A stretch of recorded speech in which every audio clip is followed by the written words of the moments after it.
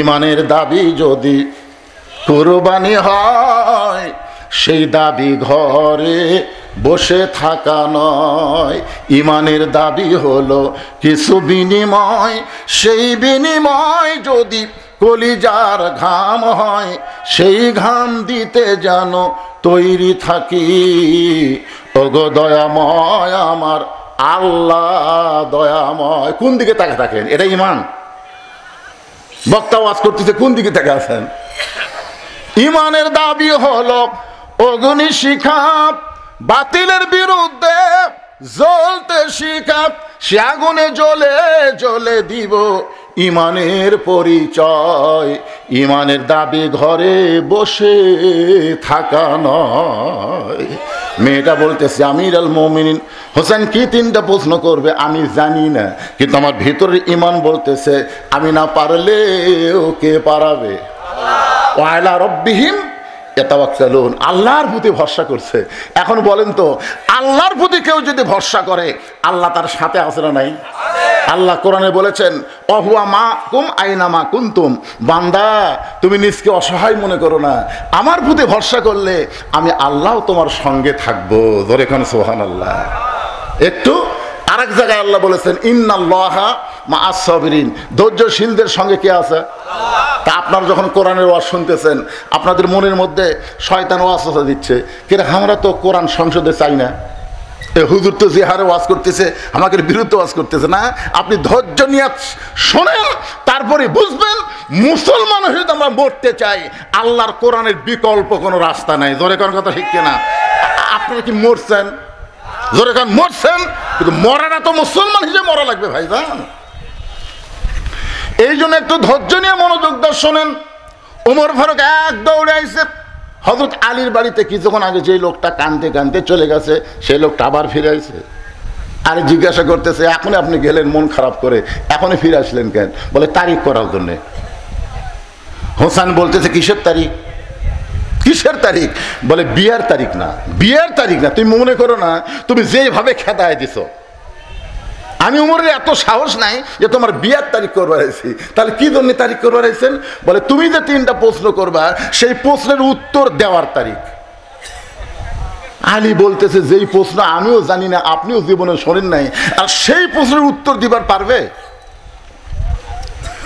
ওমর ফারুক বলতেছে, আলী মেয়েটা এমন কথা বলেছে যে কথা শুনে আমারও ঈমান বেড়ে গেছে। জোরে কোন সুবহানাল্লাহ।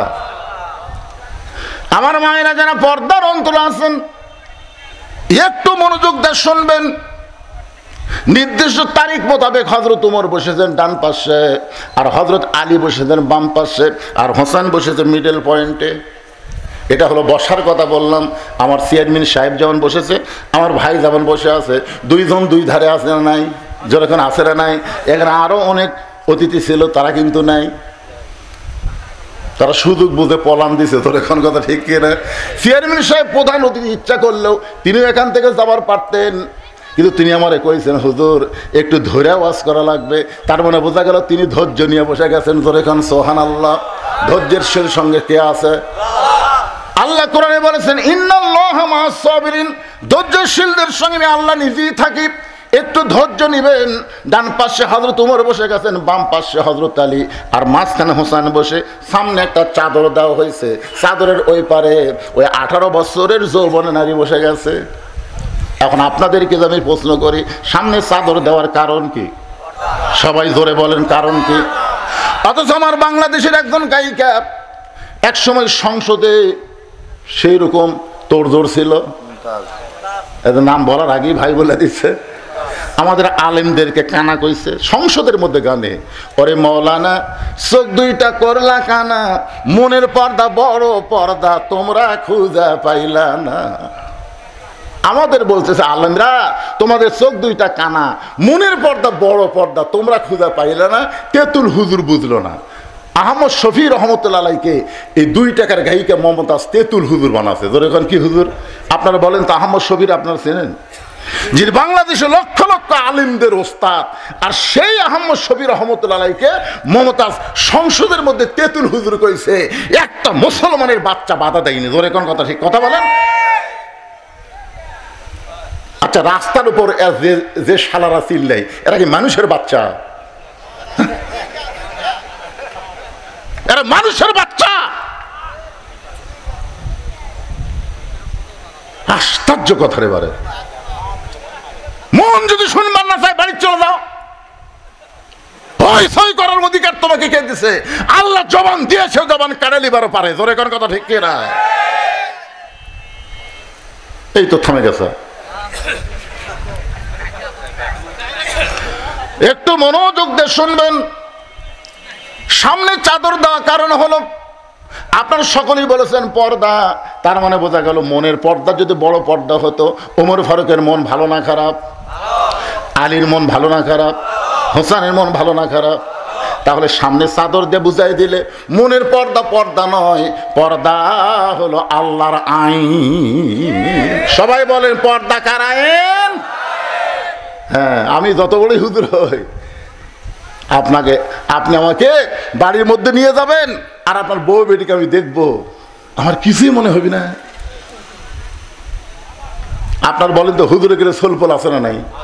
তার না বোঝা গেল হুজুরে গেলে মন আছে। মন যদি না থাকলে তো বিয়ে করলো কেন? হ্যাঁ, আল্লাহর বান্দার একটু মনোযোগ দেবেন। সামনে চাদর দিয়ে বুঝাই দিলেন পর্দা হলো আল্লাহর আইন। আজকে আমাদের বাংলাদেশে ধর্ষণের শাস্তি মৃত্যুদণ্ড, অ্যাসিড মারলে মৃত্যুদণ্ড, এরকম বহু দণ্ড করেছে, তারপরেও কিন্তু অন্যায় কমতেছে না। ধরে কোন কথা ঠিক কিনা? কারণ কি? ঘরের মধ্যে শুটকি মাছ রাখছে, শুটকি মাছ ঘরের মধ্যে রাখছে, শুটকির একটা গন্ধ কেউ আগে না পাইলেও বিলাই পায়। বিড়াল এখন চিন্তা করে শুটকির গন্ধ আসে কোথা থেকে? আস্তে আস্তে বিড়াল যায়, দেখে ঘরের দরজা খোলা, ঘরের দরজা খোলা পায়, ঘরের মধ্যে ঢুকে দেখে খাটের তলে পাতিলের মধ্যে শুটকি মাছ, কিন্তু ঢাকনা নেই। আপনার বলেন তো বিড়াল 20 মিনিট টাইম পাবি? ওই সমানে খালি শুটকি খাচ্ছে, খসর খসর শব্দ শুনে ঘর চিন্তা করে কে রে ঘরের মধ্যে কি আগে বিড়াল কাম সারতেছে। 2000 টাকার কেজি শুটকি বিড়াল খাস, খপ করে ধরে বলছে, এই বিড়াল, পুনরায় যদি শুটকি খাস তোকে 20টা ব্যাত মারবো। একটা ব্যাত মারলি বিড়াল মরে যাবি। তা কড়া আইন দিতে 20 ব্যাত। ধরে এখন কয় ব্যাত? 20টা ব্যাতের আইন দিয়ে বিড়ালকে ছেড়ে দিছে, কিন্তু দরজা জানলা আগের মতোই খোলা রাখছে। আপনার বলেন তো এই 20টা ব্যাতের কথা শুনে বিড়াল কি শুটকি খাওয়া বন্ধ করবে? তুমি যতই আইন করো, বিড়ালের হাত থেকে শুটকি বাঁচাবার গেলে ওই 20টা ব্যাতের মিথ্যা আইন না করে দরজা জানলা বন্ধ করার আইন করো। ধরে কোন কথা ঠিক কিনা? আজকে ধর্ষণের আইন করেছো, অ্যাসিডের আইন করেছো, কিন্তু পর্দার আইন করো নাই। আজকে পর্দার আইন করো, বাংলাদেশে কোনো নারী ধর্ষণ হবে না। ধরে কোন কথা ঠিক কিনা? একটু মনোযোগ দিয়ে শুনবেন। ওমর ফারুক বলে, হোসাইন, এখন তুমি প্রশ্ন শুরু করে দাও। তুমি যে 3টা প্রশ্ন করবে, এখন থেকে প্রশ্ন শুরু করে দাও। এবার হোসাইন দাঁড়িয়ে বললেন, রে মেয়ে, তুমি একা একা বসে আছো, তাই বলে মনে করো না তুমি নাহমাদুহু ওয়া নাস্তাঈনুহু ওয়া নাস্তাগফিরুহু ওয়া নু'মিনু বিহি ওয়া নাতাওয়াক্কালু আলাইহি ونعوذ بالله من شرور أنفسنا ومن سيئات أعمالنا من يهدي الله فلا مضل له ومن يضلله فلا هادي له।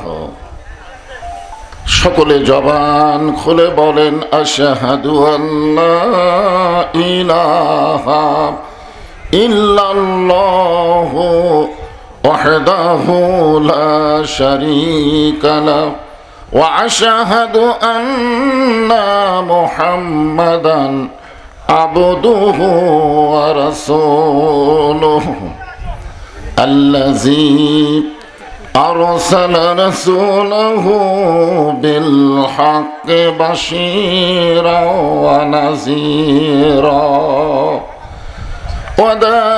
وداعيا إلى الله بإذنه وسراجا منيرا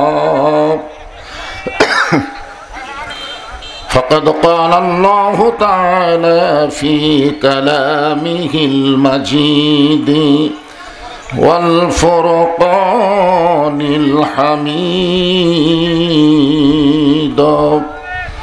জবান খুলে সকলে পড়েন আউযু বিল্লাহি মিনাশ শাইতানির রাজিম বিসমিল্লাহির রহমানির রহিম ইযা أصابتهم مصيبة قالوا إنا لله وإنا إليه راجعون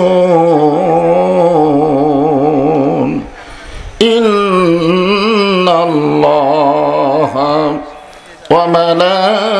وملائكته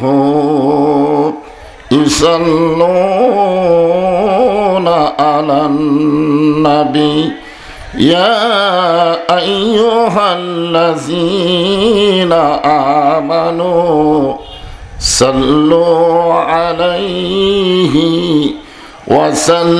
وسلموا تسليما اللهم صل على محمد وعلى آل محمد كما صليت على إبراهيم وعلى آل إبراهيم إنك حميد مجيد اللهم بارك على محمد وعلى آل محمد كما باركت على إبراهيم وعلى آل إبراهيم إنك حميد مجيد مشرق حب محمد সকলে বলি সাল্লাল্লাহু আলাইহি मतलाए दीवानी माँ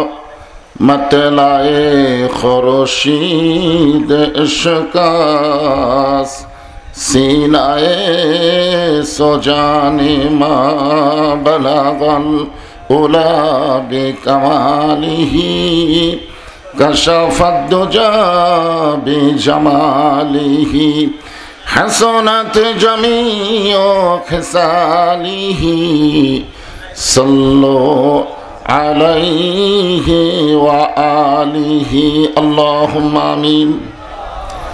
জান্নাতের বাগান থেকে জান্নাতি মানুষদেরকে নিয়ে আমি গুনাহগার তোমার রহমতের দরজায় দুখানা হাত তুলেছি আল্লাহ।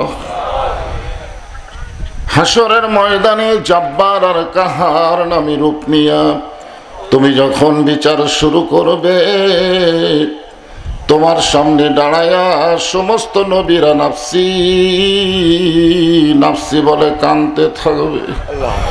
এমন কঠিন অবস্থা হাসরে হবে, সেদিন সমস্ত নবী তার উম্মতকে ভুলে যাবে, শুধু বলবে আল্লাহ আমার কি হবে, আমার কি হবে।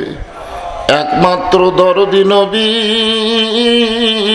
শাফাতের কান্ডারি ইয়া রব্বি হাবলি উম্মতি বলে সেজদায় পড়ে যাবে। সেই কঠিন মুসিবতের সময় আজকের এই মাহফিলকে ওসিলা করে আমাদের সবাইকে রাসূলের উম্মতের কাতারে আল্লাহ কবুল করে নিও। সুবহান রাব্বিকা রব্বিল ইজ্জাতি আম্মা ইয়াসিফুন ওয়া সালামুন আলাল মুরসালিন আলহামদুলিল্লাহি রাব্বিল আলামিন। লা ইলাহা ইল্লাল্লাহ লা ইলাহা ইল্লাল্লাহু লা ইলাহা ইল্লাল্লাহু লা ইলাহা ইল্লাল্লাহ লা ইলাহা ইল্লাল্লাহ যার দিলে আছে আমার আল্লাহর ভয়। কার ভয়? যার মনে আছে আল্লাহর ভয়। আল্লাহ আল্লাহ সব সময়, আহার নিদ্রা ভালো লাগে না এই দুনিয়া, ভালো লাগে না, ভালো লাগে শুধু আল্লাহ। লা ইলাহা ইল্লাল্লাহ লা ইলাহা ইল্লাল্লাহু ইল্লাল্লাহ ইল্লাল্লাহু ইল্লাল্লাহ লা ইলাহা ইল্লাল্লাহ লা ইলাহা লা ইলাহা লা ইলাহা ইল্লাল্লাহু লা ইলাহা ইল্লাল্লাহু বলরে মুমিনগণ লা ইলাহা ইল্লাল্লাহু বলরে মুমিনগণ। এই কলেমার জন্যে নবীজি, এই কলেমার জন্যে নবীজি সহিলেন কত জ্বালাতন। লা ইলাহা ইল্লাল্লাহু বলরে পাগল মন। লা ইলাহা লা ইলাহা ইল্লাল্লাহু মুহাম্মাদুর রাসূলুল্লাহ। রাসূলের মহব্বতে জবান খুলে সমস্বরে বলবো সাল্লাল্লাহু আলাইহি ওয়াসাল্লাম। পিছনে হয়েছে না করে বসার চেষ্টা করেন। জায়গা হবে না কেন? জায়গা আছে তো, জায়গা নাই? যেখানে জায়গা আছে সেখানে বসেন। আজকে তার ভিগনির মতন চেয়ার না যে চেয়ার শর্ট পড়বে, চেয়ার শর্ট পড়বে, মাটির কোনো শর্ট আছে? যেখানে পাবেন সেখানে বসবেন। হইচই করলে তো হবে না, সমাধা হবে না। আপনারা যারা বসে আছেন, আপনারা একটা বিষয়ে সবসময় খেয়াল রাখবেন, আল্লাহ তাআলা আমাদেরকে এমন একটা দেশের নাগরিক হিসাবে কবুল করেছে, যে দেশটা হলো পৃথিবীর ভিতরে সবচাইতে ঘন বসতি দেশ। মানে আয়তন অনুযায়ী এত মানুষ পৃথিবীর কোনো দেশে বসবাস করে না। সবচাইতে ঘন বসতি দেশের নাম কি? বাংলাদেশ। এরপরেও 12 লক্ষ রোহিঙ্গা মুসলমানকে জায়গা কিন্তু আমরাই দিছি। এত ঘন বসতি হওয়ার পরেও জায়গা দেওয়ার অভ্যাস যদি আমাদের থাকে, তাহলে রোহিঙ্গা মুসলমানকে জায়গা দিলেন, যারা দাঁড়িয়ে আছে কি রোহিঙ্গা? ওদের বসতে দেওয়ার জন্য কারোর সামনে যদি ফাঁকা থাকে, আমি সবাইকে বলবো না, কারোর সামনে যদি ফাঁকা থাকে আল্লাহর হস্তে। কার হস্তে? বক্তার হস্তে? চেয়ারম্যানের হস্তে? কোনো মানুষের হস্তে বললে যদি আপনি না চাপেন কোনো সমস্যা নেই, কিন্তু আল্লাহর হস্তে বলার পরে যদি ফাঁকা থাকে আর আপনি যদি না চাপেন, ওই শরীরটা আপনার কাছ থেকে আগামীকাল ভারী লাগবে। এমন ভারী লাগবে নিজের শরীর নিজের কাছে বিরক্ত মনে হবে। আর জায়গা না থাকলেও চাপার নিয়তে যদি একটা ঝোঁক দিয়ে, না চাপার পারেন কিন্তু একটা ঝোঁক মারলেন, অন্তত আল্লাহ ইচ্ছা করলে কোরআনের ওসিলায় 1-8 বছর কোনো বিধি ব্যারাম আপনাকে নাও দিতে পারে। জোরে কোন কথা ঠিক কি না? কারণ আল্লাহ বলেছেন, অনুনাজ্জিলু মিনাল কোরআনি মা হুয়া শিফাউ ওয়া রাহমাতুল লিল মুমিনিন। মুমিনদের জন্য যাবতীয় রোগের ঔষধ এবং রহমত স্বরূপ আল্লাহ তাআলা এই কোরআন নাজিল করেছে। বলেন সুবহানাল্লাহ। দুটা জিনিস একসঙ্গে বললেন, একটা হলো রোগ মুক্তি আর একটা হলো দয়া, রহমত। সেই কোরআনের মাহফিলে আপনার জমে জমে বসবেন, আল্লাহ খুশি হবে। ফেরেশতাদের কাছে আমাদের ব্যাপারে আল্লাহ তাআলা প্রশংসা করবে। জোরে কর সুবহানাল্লাহ। আল ইনসানু আশরাফুল মখলুকাত। মাখলুকাতের ভিতরে মানুষ হচ্ছে সবচাইতে ভদ্র এবং সেরা। তো ভদ্র এবং সেরা সব জায়গায় হইচই করা যাবে না। তো এটা গোপীনাথপুর বাজার না, এটা হলো জান্নাতের বাগান। সুবহানাল্লাহ বলেন। ধাপের হাট বাজারে যদি 5 লক্ষ লোক থাকে, কোনো বক্তার যদি ওয়াজ করতে বলা হয় পারবে? কারণ লোক থাকলেই তো ওয়াজ হবে না, আগে দেখা লাগবে শ্রোতাদের ওয়াজ শোনার মতন পরিবেশ আছে কিনা। তা আপনারা ধাপের হাট মনে না করে জবানকে চাবি দেন, ওয়াজদাতা কোনো কথা বলবেন না, জবান বন্ধ রেখে কথাগুলো আমাদের শুনতে হবে। পশ্চিম বারৈল যুব সমাজ কর্তৃক আয়োজিত আজকের এই তাফসিরুল কোরআন ওয়াজ মাহফিলে আল্লাহ তাআলা যিনাকে সম্মানিত সভাপতি মৌলানা আব্দুল বারী শাহিন, আজকের এই মাহফিলের সম্মানিত সভাপতিকে অন্তরের অন্তঃস্থল থেকে আমি শুভেচ্ছা জ্ঞাপন করছি। সম্মানিত সহসভাপতি মৌলানা মোহাম্মদ ইয়াকুব আলী, সম্মানিত প্রধান অতিথি, আপনাদের এলাকার কৃতি সন্তান, আপনাদের ইউনিয়ন পরিষদের সম্মানিত চেয়ারম্যান জনাব আলহাজ মোহাম্মদ হাবিবুর রহমান, আজকের এই মাহফিলের সম্মানিত প্রধান অতিথিকে অন্তরের অন্তঃস্থল থেকে আমি শুভেচ্ছা জ্ঞাপন করছি। উনি এখানে বসার সাথে সাথে আমার কানে কানে বলে দিল ভিকনি নাকি ওয়াজ কম হচ্ছে। দেখেন প্রতিনিধি কারে কয়। আরে শুরুই তো করিনি, সেদিন আপনাদের পা ছিল কাদার উপরে, ঠিক কিনা বলেন? একটা কাদা মাটা অবস্থায় কতক্ষণ চলান যায়, তারপরে একেবারে কম হয়নি আলহামদুলিল্লাহ। আজকের এই মাহফিলের সম্মানিত বিশেষ অতিথিবৃন্দ, সম্মানিত সুধীজন,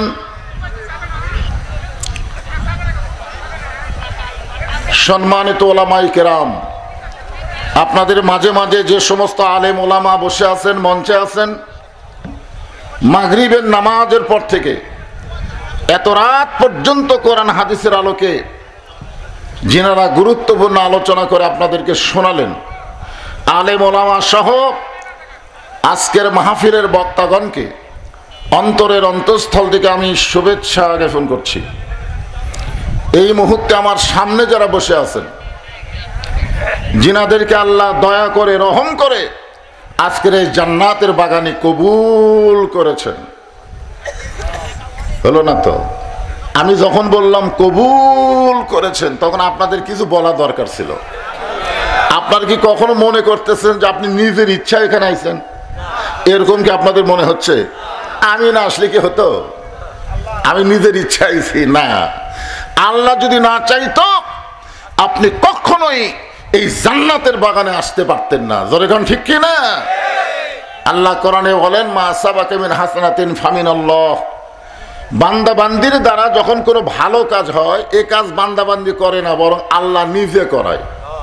এখন আপনারা বলেন তো, যেই জায়গায় আপনারা বসেছেন এই জায়গা ভালো না খারাপ? যে দলেরই মুসলমান হোক, অন্তত কোরআনের মাহফিলে বসাটাকে খারাপ কেউ বলবে না। জোরে কোন কথা ঠিক কিনা? কারণ বাইরে যত দল আমরা থাকি অসুবিধা নেই, কিন্তু কোরআনের মঞ্চের মধ্যে যখন এসে যায় আমাদের কোনো দলাদলি নাই। আছে? মসজিদের মধ্যে আমরা যখন যাই তখন আমাদের মধ্যে কোনো দলাদলি থাকে না। যেই দলের মুসলমান নামাজ পড়ে, মসজিদকে বিশ্বাস করে, মসজিদ কার ঘর? জোরে কোন কার ঘর? তাহলে কোরআন কার? আরো জোরে বলেন। আমরা সেই কোরআনের মাহফিলে বসে গেছি আল্লাহর বিশেষ রহমতে, বিশেষ দয়ায়। যে আল্লাহ দয়া করে রহম করে আজকের এই মাহফিল আমার সামনে আপনাদেরকে কবুল করেছেন, আমি আমার অন্তরের অন্তঃস্থল থেকে আপনাদের সবাইকে শুভেচ্ছা জ্ঞাপন করছি। এই যে একটা রাস্তার দিক থেকে পর্দা ছিল না, ছিল তো এতক্ষণ, ওইটাও টান দিয়েছে, মানে মনে হয় বসার জায়গা হচ্ছে না। আচ্ছা ঠিক আছে, অসুবিধা নেই। এই মাঝে মধ্যে গাড়ি টাড়ি গেলে তো একটু সমস্যা কথা বলার। যাই হোক,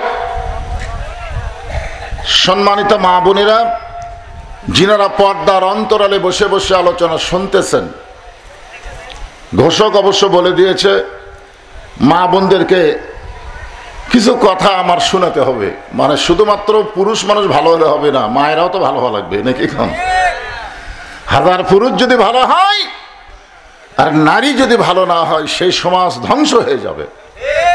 এই জন্য একজন নেপোলিয়ান বলেছে, তোমরা একটা ভালো সন্তান যদি আশা করো তাহলে ভালো একটা মায়ের দরকার, ভালো বাপের দরকার না, ভালো মা। ধরে কোন ভালো কি? ভালো মায়ের দরকার। আল্লাহর একজন মস্ত বড় পয়গম্বর ছিল, নাম হলো ইয়াকুব নবী। ধরে কোন নাম কি? ইয়াকুব নবী একদিন নির্জনে বসে আল্লাহকে বলতেছেন, আল্লাহ আমার দুইটা সন্তান এত ভালো, এই 10টা এত খারাপ কেন হলো? মানে সর্বসাগুলো সন্তান কয়টা? 12টা। ধরে বলেন কয়টা? তাহলে আমার দুইটা বনিয়ামিন আর ইউসুফ এত ভালো, আর এই বাকি 10টা এত খারাপ কেন হলো? তা আল্লাহ বললেন, ইয়াকুব তোমার বউ কয়টা? তো বলতেছে, আল্লাহ আমার বউ তো 2টা। আসলে শুধুমাত্র আদম নবী এক বিয়ে করছে, আর একজন নবী এখন পর্যন্ত বিয়ে করেনি। শুধুমাত্র আদম নবী কয় বিয়ে করছে? কথা কন, কয়টা? বউ পাইনি, যে পাইলে তো আরো করতো, কিন্তু বউ পাইনি, যার কারণে ওই একটা লেই থাকা লাগছে। কিন্তু একজন নবী এখন পর্যন্ত বিয়ে করেনি, তার নাম হলো ঈসা আলাইহিস সালাম। এখনো করেনি, করবে ইনশাআল্লাহ। আল্লাহ যেন সেই বিয়ার বরযাত্রী হিসেবে কবুল করে, ধরে কেন আমিন। এছাড়া যত নবী আছে প্রত্যেকটা নবীরা কম করে হলেও 2টা করছে। এই জন্য আল্লাহ কোরআনে যেখানে বিয়ার আয়াত দিচ্ছে সেখানে প্রথম 2 দিয়ে শুরু করছে। ধরে কোন কয়? 2। যদি আরো মন চাই 3, যদি তুমি পারো তাহলে 4। একেবারে যারা কমজোরি তাদের জন্য 1টা, তার মধ্যে আমি একজন। চেয়ারম্যান সাহেবের কয়টা? মাশাআল্লাহ। মানে এক বিয়ের মধ্যে যে মজা নাই, যারা 2 বিয়ে করছে ওদের কাছে গল্প শুনবেন। ওরা যে গল্প করে যে এক বউ যদি রাগ করে, আমি খালি কই তোর কাছে যাবো, ইদর এসে পাও ধরে যাবেন না, আমি ঠিক হয়ে গেলাম। এই জন্য আল্লাহ তাআলা 2 দিয়ে শুরু করছেন। জোরে বলেন কয়টা? তো ঠেলা আছে, ঠেলার কথা পরে বলতেছি। মায়ের আবার শুরু করবে, আমাকে ওয়াজ আমরা শুনবো না, ওয়াজ শুনবার চাই 2 দিয়ে শুরু করলো, তাহলে তো কামসারা। তো বলতেছি, ইয়াকুব তোমার যে বউটা ভালো, ওই বউয়ের পেট থেকে যে 2টা সন্তান হয়েছে, এই 2 সন্তান ভালো। আর যে বউটা খারাপ, এই বউয়ের পেট থেকে যে 10টা সন্তান হয়েছে, এরা 10 জন খারাপ। এখান থেকে প্রমাণ হলো স্বামী যতই ভালো হোক সন্তান ভালো হবে না যদি স্ত্রী ভালো না হয়। ধরে কোন কথা ঠিক কিনা? বাপ যতই ভালো হোক, বাপ কি করে? বাপের কাজ কি? বাবা আনন্দে মাতিয়া সাগরে ভাসাইয়া সেই যে চইলা যায় খবর লয় না। যুবকেরা বুঝবার পারেনি। বাবা আনন্দে মাতিয়া, এটার নাম হলো সাগর। মা বোনদের উদরকে বলা হয় সাগর। সাগরে ভাসাইয়া সেই যে চইলা যায় ফিরে আসে না। মাজন ধরিয়া উদরে কতই কষ্ট করে, 10 মাস পরে পায় প্রসবের বেদনা। এমন দরদি ভাবে কেউ হবে না আমার মা, মা গো। আমার সেই সম্মানিত মা বোনেরা যারা পর্দার অন্তরালে বসে আছেন, আমি আমার অন্তরের অন্তঃস্থল থেকে আপনাদের সবাইকে শুভেচ্ছা জ্ঞাপন করে এই মুহূর্তে জানতে চাচ্ছি আপনারা সকলে কেমন আছেন? আলহামদুলিল্লাহ রব্বিল আলামিন। যে আল্লাহ শারীরিক সুস্থতা এবং মানসিক প্রশান্তি। আমি যখন আসতেছিলাম তখন মনে হয় ভাই বক্তব্য দিচ্ছিল যে আমরা 1 বছর কয়েক মাস আগে শরীর সুস্থ ছিল, কিন্তু মনের মধ্যে একটা অশান্তি ছিল, ছিল না? না জানি কি হয়, না জানি কি হয়। আজরাইল ধরার আগে পুলিশ ধরার ভয়। আসলে আমাদের সবাইকে যে আজরাইল ধরবে এই ব্যাপারে কোনো সন্দেহ, কিন্তু কখন ধরবে এইটা আমরা কেউ জানি না। তারপরেও দেখেন আজরাইল ধরার চিন্তাই নাই, খালি পুলিশ যেন না ধরে এই চিন্তা আমিও করছি হাসিনার সময়। হায় রে, কি ভয় রে। এই যে মনের মধ্যে একটা অশান্তি ছিল, বর্তমানে সেই অশান্তি আর নাই। শরীরও ভালো, মনও ভালো। ধরে কেন সুবহানাল্লাহ। যে আল্লাহ আমার শরীর সুস্থ রেখে মনটাকে ভালো রেখে আজকের এই জান্নাতের বাগানে আমাদের কবুল করলেন, আমরা সে আল্লাহর উপরে খুশি না বেজার? তাহলে জবান করে সমস্বরে সকলে বলবো রব্বানা লাকাল হামদ হামদান কাসীরান তাইয়িবান মুবারাকান ফিহি। আমরা আল্লাহর প্রশংসা করলাম এই কারণেই, আপাতত আমরা দেখতেছি আল্লাহ আমাদের উপরে খুশি আপাতত। কারণ যে জগতের কথা আমাদের মনে নাই, সেই জগতের নাম হলো রুহের জগৎ। এই রুহের জগৎ যদি আল্লাহ আমাদের পক্ষে না থাকতো, দুনিয়াতে মুসলমানের ঘরে আমাদের কবুল করতো না। জোরে কোন ঠিক কিনা? মুসলমানের ঘরে যখন আমরা কবুল হয়েছি, বিশ্বাস করতে পারি আখিরাতের জগৎ আমাদের ভালোই হবে। আপনাদের কি ধারণা? বাল তুসিরুনাল হায়াতাদ দুনিয়া ওয়াল আখিরাতু খায়রুন ওয়া আবকা। যখন আমরা দোয়া করি তখন কি বলি? রব্বানা আতিনা ফিদ দুনিয়া হাসানাতাও ওয়া ফিল আখিরাতি হাসানা। কি বুঝলেন এই দোয়া দিয়ে? আপনারা কি বুঝেন এই যে দোয়া করেন? আমি তো তাফসীরের মধ্যে দেখলাম, যার দুনিয়া ভালো না তার আখিরাত কোনোদিন ভালো হবার পারে না। তাহলে আখিরাতকে যদি আমরা ভালো চাই, আমাদের বাংলাদেশকে ভালো হওয়ার দরকার আছে না নাই? দরকার আছে না নাই? আপনি মানুষের তৈরি আইন অনুযায়ী চলবেন আর কোরআনের ওয়াজ শুনে মনে করবেন আমার দায়িত্ব শেষ। এইটুকু মনে করার কারণেই আমরা বড় বিপদে আছি। আর বড় বিপদ হলো আল্লাহর কোরআনের ওয়াজ শুনবে আর কোরআন অনুযায়ী চলবে না, অথচ আমরা মানুষ মরার পরে বড় বিপদের আয়াত পড়ি। আমাদের কাহলুতে কেউ মরার সাথে সাথেই ইন্না লিল্লাহি ওয়া ইন্না ইলাইহি রাজিউন। অথচ আল্লাহ কি বলতেছেন? ইজা মানে যখন, আসাবাতুহুম মুসিবা, তোমাদের উপরে বিপদ আপদ মুসিবত আসবে, ক্বালু তখন তোমরা বেশি বেশি পড়বে ইন্না লিল্লাহি ওয়া ইন্না ইলাইহি রাজিউন। কিন্তু আমরা কখন পড়ি? যখন মানুষ মরে যায়। আপনারা বলেন তো, মরে গেলে ওরার করার কিছু আছে? তখন আমরা পড়ি। অথচ বর্তমানে আমরা সবচাইতে বড় বিপদের মধ্যে আছি। সেই বিপদটা হলো কি? আমরা কোরআনের ওয়াজ শুনবো কিন্তু বাস্তবে আল্লাহর কোরআন অনুযায়ী চলতে চাবো না। চলার চেষ্টা করার দরকার আছে না নাই? বুখারী শরীফে হাদিস, রাসূল বলেছেন, মান সাআলাল্লাহু তাআলা আশ-শাহাদাতা বিসিদকিন বাল্লাগাহুল্লাহু মানাজিলাশ শুহাদা ওয়া ইন মাতা আলা ফিরাশিহি, রাওয়াহুল বুখারী কিতাবুল মাগাজি। কেউ যদি আল্লাহ রাস্তায় চায় যে আমি জীবন দিব, আল্লাহ রাস্তায় জীবন দিব, এই নিয়তে আল্লাহর দিন দুনিয়াতে কায়েম করার লক্ষ্যে যারা চেষ্টা করবে, দরকার হলে জেলে যাবে, দরকার হলে ফাঁসির মঞ্চে যাবে, দরকার হলে বাতিলের সঙ্গে আপোষ না করে এই দুনিয়া থেকে কষ্টের মধ্যে জীবনযাপন করবে। এই মা তাআলা ফিরাশিহি, সে ব্যক্তি যদি একসময় নিজের বিছনার মধ্যে মরে যায়, মানে সাধারণভাবে যদি মৃত্যু হয়, বাল্লাগাহুল্লাহু মানাজিলাশ শুহাদা, হাসরের ময়দানে আল্লাহ তাকে শহীদদের কাতারে দাঁড় করাইয়া দিবে। চিন্তা করে দেখেন, এই আল্লাহর কোরআনের ওয়াজ শুধু শুনলে হবে না, বাস্তবে আল্লাহর কোরআনকে আমাদের গ্রহণ করা লাগবে। জোরে কোন কথা ঠিক কিনা? হ্যাঁ, ঠিক থাকলেই ঠিক। আমরা আল্লাহর প্রশংসা কম করব না বেশি করব? কেন করব? দুনিয়াতে আমরা মুসলমানের ঘরে আল্লাহ কবুল করেছেন। আমরা আল্লাহর প্রশংসা এই কারণে বেশি বেশি করব যে আল্লাহ তাআলা দয়া করে আমাদেরকে বিশ্বনবীর উম্মত হিসাবে কবুল করেছেন। বিশ্বনবীর উম্মত বোঝেন আপনারা? আমাদের নবী শুধু নবী না, আমাদের নবী হলেন আমাদের একজন নেতা। কেমন নেতা? হ্যাঁ, আজকে আমাদের বাংলাদেশে অনেক মুসলমান দল করে, ওই দলের নেতাকেই নেতা হিসাবে মনে করে এটাই নেতা। আমার নেতা বাহিরে আছে, এখনো দেশে আসেনি। মুসলমানের বাচ্চা, যাকে তাকে নেতা মানাও যাবে না, নেতা বলাও যাবে না। নেতা হলেন মুহাম্মাদুর রাসূলুল্লাহ। দরুদের মধ্যে পড়তেছি আল্লাহুম্মা সাল্লি আলা সাইয়্যিদিনা মুহাম্মদ, আমরা তার প্রতি দরুদ শরীফ পড়তেছি, যিনি হলেন আমাদের নেতা। আজকে আমরা নবীকে নবী বলেই খালাস।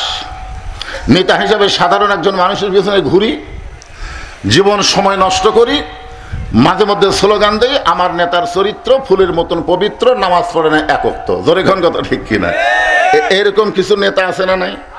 আমরা কোন নেতা পাইছি যে নেতা সম্পর্কে আল্লাহ কোরআনে বলেছেন, লাকাদ কানা লাকুম ফি রাসূলিল্লাহি উসওয়াতুন হাসানা। যদি তোমরা সফলতা অর্জন করতে চাও তাহলে বিশ্ব নবীর আদর্শকে তোমরা গ্রহণ করে নাও। আমাদের নবীর আদর্শ কি? সে আদর্শই হচ্ছে আল্লাহর কোরআন। বলেন সুবহানাল্লাহ। আসুন সেই কোরআন থেকে আমি আপনাদের সামনে আলোচনা করব। আমরা সকলেই কোরআন সম্পর্কে একটা সাধারণ আইডিয়া নিব। এই কোরআনের মধ্যে কোনো সন্দেহ, দুই একজন বললেন বাদ বাকি মুখ খুললেন না, তার মানে কি সন্দেহ আছে নাকি?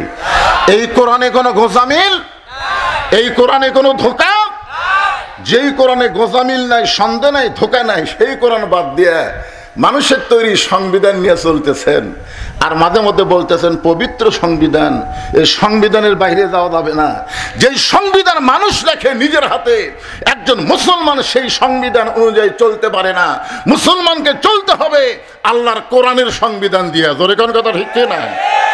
সেই পবিত্র কোরআন থেকে আমাদের কাহলুতে কোনো মানুষ যখন মারা যায়, মরার কথা শুনেই সকলে বলে ইন্না লিল্লাহি ওয়া ইন্না ইলাইহি রাজিউন। আপনাকে খেতলাল আক্কেলপুরের খবর কি? মানে খেতলাল আক্কেলপুর এই জন্যই বললাম, যেখানে বসে আছি ওটা কি? এটা আক্কেলপুর, যেখানে বসে আছিলাম খেতলাল, এই জন্যই বললাম খেতলাল আক্কেলপুর। আজকে একটা মাহফিল ভরে, এক থানাত বসা আর এক থানাত ওয়াজ। আলহামদুলিল্লাহ। একজন আমাকে বলতেছে আমাদের মসজিদে 2 থানার লোক নামাজ পড়ে, মানে এমন জায়গায় মসজিদ খেতলাল আক্কেলপুর, এটাই সেটা। আলহামদুলিল্লাহ। তো আপনাদের খেতলাল আক্কেলপুরে মানুষ মরে গেলে আপনার কি কম? এই একই কথা। মানে আমাদের কাহালো যা, মরার পরে আপনারাও তাই। মানে মরার পরে, বাঁচা অবস্থায় যে দল করো অসুবিধা নাই, কিন্তু মরার পরে আমরা সবাই এক দল। বাবা ইন্না লিল্লাহ। আপনারা বলেন তো, মরার পরে এক দল হওয়া লাগবে না জীবিত অবস্থায় এক দল? না, জীবিত অবস্থায় যার মতো তাই দল করো, আর মরার পরে ইন্না লিল্লাহ। এখন আসেন এই সেই ইন্না লিল্লাহর উপর সামনে নিয়ে আমি আপনাদের সামনে আলোচনা করব। যে কোরআন দেখতেছেন, একটাবার সবাই দেখেন। দেখেন কি দেখতেছেন? এর বাইরে আর কিছু দেখছেন না, এইটুকুই শেষ। বক্তা মাঝে মধ্যে কোরআন হাত দিয়ে তোলে, আল কোরআনের আলো ঘরে ঘরে জালো, সংসদে জালো, এই কথা কয়। পরে শ্রোতারা যায়, ওয়াজ কেমন হলো? সেই রকম, এইরকমই তো দেখতেছি আমরা। এক এক বক্তার ওয়াজ এক এক রকম লাগতেছে, কোনটা ফাটাফাটি, কোনটা আবার কি। তো যাই হোক, আজকে আমি আপনাদের ইন্না লিল্লাহ নিয়ে এই কোরআনটা কি এরা একটু নিজের চোখে আপনারা দেখে যাবেন। শুধুমাত্র কোরআন এভাবে দেখলে হবে না, কোরআনটা আসলে কি, এই কোরআনটা কতদূর পর্যন্ত মানুষকে নিয়ে যেতে পারে। তার 1 নম্বর প্রমাণ হলো হযরত উমর। জোরে কোন সুবহানাল্লাহ। যিনি একদিন খানার বাড়িতে রাখালি করতেন, এই কোরআনকে গ্রহণ করার জন্য আল্লাহ তাকে অর্ধ জাহানের খলিফা হিসেবে কবুল করেছেন। সুবহানাল্লাহ বলেন। কোরআন, এই কোরআনের পাওয়ার আছে না নাই? আমাদের বাংলাদেশে আছে। লাগছে কেন লাগেনি? যেখানে শিক্ষা দিচ্ছে একদম বাগডম ঘোড়াডম সাজে, ঢাক ঢোলক ঝাঁঝর বাজে, যেখানে প্রত্যেকটা শিক্ষা হলো মিথ্যা, সেই শিক্ষার জন্য 1 টাকাও দান সাদকা করা লাগে না। আর আল্লাহর কোরআন যেখানে শিক্ষা দেওয়া হয়, সে জায়গায় টাকা পয়সা দান না করলে সেটা চলে না। এই তো আমরা বাংলাদেশে কোরআনের পাওয়ার দেখতেছি, ঠিক কিনা বলেন? আমাদের বাংলাদেশে কোরআনের পাওয়ার হলো, কোনো মানুষ সারা জীবন যদি কোরআনের বিরুদ্ধচারণ করে, ওই লোকটা যখন মারা যায়, তখন আমাদের মতন কিছু হুজুর যাই বলে আয় রে সেই দিকে যাই রে, বোঝা শোনা নাই রে, এরকম কিছু হুজুর বর্তমানে বাংলাদেশে দেখতেছেন আপনারা, মাথার টুপি পাগড়ি দিয়ে, হ্যাঁ, আমাদেরকে বলবে অমুক দলের আকীদা খারাপ, আর যাদের সঙ্গে জোট করতেছে তাদের আকীদাই নাই। জোরে কোন কথা ঠিক কি না? অথচ যাই বলে আয় রে সেই দিকে যাই রে, বোঝা শোনা নাই রে। এখন যে ব্যক্তি সারা জীবন কোরআনের বিরুদ্ধচারণ করছে, ওই লোকটা মারা গেছে। এখন আমরা হুজুরের গিয়ে আর লাশকে জান্নাতে রাখার জন্য 3 খতম কোরআন দিয়ে আল্লাহর কাছে দোয়া করতেছি, আল্লাহ এই লোকের জন্য আমরা 3 খতম কোরআন পড়ে দোয়া করলাম, লোকটাকে তুমি জান্নাত দিয়ে দাও। ফেরেশতারা বলতেছে আল্লাহ খবর কি? বলে দোয়া কবুল হবে না। এই কারণেই হবে না, দোয়া কোরআন মরা মানুষের জন্য নয়, কোরআন মরা মানুষের জন্য নয়, কোরআন হলো জীবিত মানুষের হেদায়েত। জোরে কোন কথা ঠিক কি না? সারা জীবন কোরআনের বিরুদ্ধাচরণ করছো, আর কোরআন খতম দিয়ে তোমাকে জান্নাতে রাখা হবে? এটা আমাদের বাংলাদেশে দেখা যায়। জোরে কোন কথা ঠিক কি না? আজকে আসুন, অর্ধ জাহানের খলিফা হযরত ওমর শুধুমাত্র আল্লাহর কোরআনকে দেখার জন্য ছদ্মবেশে মদিনার অলি গলি ঘুরতেছে। হঠাৎ হযরত ওমর দেখতে পায় দুই পাহাড়ের মাঝখানে একটা গিরিপথ। ওই গিরিপথের মধ্যে একটা সুন্দরী মেয়ে ধীর গতিতে হেঁটে হেঁটে চলতেছে। মেয়েটার সামনেও কোনো মানুষ নাই, পিছনেও কোনো মানুষ নাই। ওমর ফারুক মেয়েটার দিকে তাকালেন আর আল্লাহর শুকরিয়া আদায় করলেন। জোরে কান সুবহানাল্লাহ। বর্তমান পরিবেশে কোনো মেয়ে যখন রাস্তা দিয়ে যায়, ওই মেয়েটার দিকে তাকালে কবিরা গুনাহ হয়, কিন্তু আল্লাহর কোরআন দিয়ে যখন রাষ্ট্র চলবে, তখন একটা মেয়েটা যখন রাস্তা দিয়ে যাবে, ওই মেয়েটার দিকে তাকাইলে মিন শারিল ওয়াসওয়াসিল খান্নাস, আপনার ভিতরের শয়তান আপনাকে ওয়াসওয়াসা দিবার পারবে না। কারণ মেয়েটা আপাদমস্তক আল্লাহর পর্দার আইন মেনে চলে। ওই মেয়েটাকে দেখলে কোনো পাপ হবে না। সুবহানাল্লাহ কন্যা কেন? ওমর ফারুক মেয়েটার দিকে তাকায় কার শুকরিয়া আদায় করলেন? আল্লাহ, তোমার দুনিয়া এত সুন্দর একটা মেয়ে। এখন আপনারা বলবেন, হুজুর সুন্দরী বলতে কি বুঝতেছেন? আপনারাই কি বুঝতেছেন সুন্দরী বলতে? কি? পর্দা। বেপর্দা নারী যারা বিশ্ব বেহায়া তারা, আর পর্দানিশী নারী যারা বিশ্ব সুন্দরী তারা। জোরে কান সুবহানাল্লাহ। দেখতে কালো হোক, দেখতে খাটো হোক, এরপরও আল্লাহর আইন পর্দা যদি মেনে চলে, ওই মেয়েটাই হলো বিশ্ব সুন্দরী। জোরে কান সুবহানাল্লাহ। আর আমাদের বাংলাদেশে সুন্দরী মেয়ে তারাই যারা বেপর্দা হয়ে ঘুরে বেড়ায়। জোরে কান কথা ঠিক কি না? ওমর ফারুক মেয়েটার নিকটে গেলেন, সালাম দিয়ে বললেন, মা, এই নির্জন পথে তুমি একা একা চলতেছো, তোমার সামনেও কোনো মানুষ নাই, পিছনেও কোনো মানুষ নাই। মেয়েটা বলে, পথিক, তুমি কি হযরত ওমরকে চিনো? জোরে কান সুবহানাল্লাহ। কাকে বলতেছে? ওমরকে লক্ষ্য করে বলতেছে, পথিক, তুমি কি হযরত ওমরকে চিনো? যদি হযরত ওমরকে চিনতা তাহলে এরকম বেসাইদা কথা বলতা না। কারণ ওমর যেদিন থেকে আল্লাহর কোরআন দিয়ে রাষ্ট্র চলায়, সেদিন থেকে পৃথিবীর এক প্রান্ত থেকে আর এক প্রান্তে একটা মহিলা যাবে, তার কলিজায় আল্লাহ ছাড়া অন্য কারো ভয় থাকবে না। ঠিক তো ঠিকই বললেন। কিন্তু বর্তমানে আক্কেলপুরের মডেল মসজিদে আপনি যদি জোহরের নামাজ পড়বার চান, আর আপনার পায়ে যদি 2000 টাকার জুতা থাকে, ঠিক তো ঠিকই বললেন, তাহলে আপনি কি করবেন ভাই? জুতা মসজিদের দরজা থাকে, আপনি সামনে কাতারে যাবেন? আপনার মন বলবে জুতা হেরাস না, জুতা হেরাস না। কারণ বর্তমানে বাংলাদেশে যে আইন চলতেছে, এই আইনে চোর, ডাকাত, বাটপার, চাঁদাবাজদের মশান বাড়তেছে। জোরে কোন কথা ঠিক কিনা? দুই চোর মসজিদের চারিধারে ঘুরতেছে আর বলতেছে, আমাদের ভয়ে সব ভালো জুতা মসজিদের মধ্যে ঢুকছে, আমাদের ভয়ে। দেখছেন, চোর বুকত থাবায়ের কয় আমাদের ভয়ে।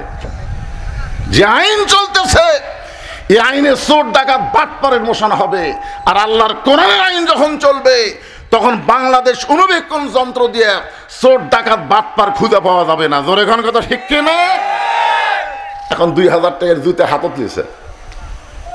মুয়াজ্জিন দৌড়ে এসে বলতেছে, ভাই, আপনি আল্লাহর ঘরে ঢুকতেছেন, কি দোয়া? বলতেছে, আল্লাহুম্মা আফতাহ লি আবওয়াবা রাহমাতিক। তো দোয়া তো ঠিকই বললেন, ডান পাও ঠিক দিলেন, তো জুতা কেন? তখন বলতেছে, ভাই, চোরের ভয়। এখন আপনারা বলেন, আল্লাহর ভয়, চোরের ভয় একই কলিজার মধ্যে যদি রয়, তার কোনদিন নামাজ কবুল হবে? তাহলে আল্লাহর ভয় শুধুমাত্র অন্তরে রাখতে গেলে এই মানুষের তৈরি সংবিধান আর চলবে না। আল্লাহর কোরআনে আইন চালাতে হবে জায়গা মতো। জোরে কোন কথা ঠিক কি না? সেই জায়গার নাম কি? আরো জোরে, জোরসে বলেন। তারা বুঝবার পারতেছে না, আমি বুঝা দিব তো। এখন আপাতত ময়না ফাঁকির মতো না বুঝাই বলেন। আমি বগুড়া রহমাননগরে দেখছি একটা ময়না পাখি, গেট খুললেই ময়না পাখি বলতো সালামালাইকুম। মানে গেট খোলার সাথে ময়নার ওই সালামের সম্পর্ক। কুত্তাও যদি গেট খোলে সালামালাইকুম। আপনার বলেন তো, ময়না পাখি কি সালাম বোঝায়? কিন্তু ও কেন বলে? ওর সাথে একটা সংযোগ করে দিয়েছে, গেট খোলা মাত্রই সালাম দেওয়া লাগবে। আজকে আমাদের বাংলাদেশে সংসদে কেন আল্লাহর কোরআন অবশ্যই এটা আপনাদের বুঝাতে হবে। জোরে কোন কথা ঠিক কি না? ঘরের মধ্যে কোরআন, মাদ্রাসার মধ্যে কোরআন, কোরআনের মাহফিলে কোরআন কাম হলো না। আমি তো তুই আমি বক্তা, আল্লামা সাইদ হুজুর 50 বছর আল্লাহর কোরআনের হক তাফসীর করেছে, তারপরেও কোরআনের কিছুই দেখতে পারলাম না, বরং তাকে জেলখানা থেকে বের করে হাসপাতালে হত্যা করা হলো। এইটাই হলো বাংলাদেশের নমুনা। জোরে কোন কথা ঠিক কি না? আমি যে বলবো আল কোরআনের আলো বোঝেন বা না বোঝেন, আজকে একটা স্লোগান দেন, সংসদে জালো আল কোরআনের আলো। আপনি বলতেছেন না কোন দল? আমি বলছি ভাই, আপনি ওই বেড়াতে যে দল করেন করেন, অসুবিধা নেই, কিন্তু আমরা সাবিয়ানের তলে সবাই কয় দল? মসজিদের মধ্যে চেয়ারম্যান সাহেব আমার সাথে যদি নামাজ পড়ে আর সামনে যদি 4 আঙ্গুল যায়, আমি কি খাড়া হয়ে থাকবো? আমি হাত ধরে টেনে বলবো কাতারও তাই লাইন তো শোন। চেয়ারম্যান যদি বলে হুজুর আপনি আমাকে টানেন কেন? আরে আপনি যেই দলই করেন, আল্লাহর ঘরের মধ্যে ঢুকলে কোনো দল চলবে না, সমস্ত দল ভাঙ্গে এক কাতার হওয়া লাগবে। জোরে কোন কথা ঠিক কি না? আল্লাহর কোরআনের মাহফিলে যখন এসেছি, তখন কোরআনের পক্ষে আমাদের কথা বলতেই হবে। জোরে কোন কথা ঠিক কিনা ভাইজান? কোরআন শুধু দোয়া দরুদ উপমা দেওয়ার জন্য আসেনি তো। মেয়েটা বলে পথিক, তুমি যদি হযরত ওমরকে চিনতা তাহলে এরকম বেসাইদা কথা বলতা না। ওমর আল্লাহর কোরআনকে যখন থেকে রাষ্ট্র চালায়, তখন থেকে পৃথিবীর এক প্রান্ত থেকে আর এক প্রান্তে একটা মহিলা যাবে, ওই মহিলার কলিজায় কেবলমাত্র আল্লাহ ছাড়া অন্য কারো ভয় থাকবে না।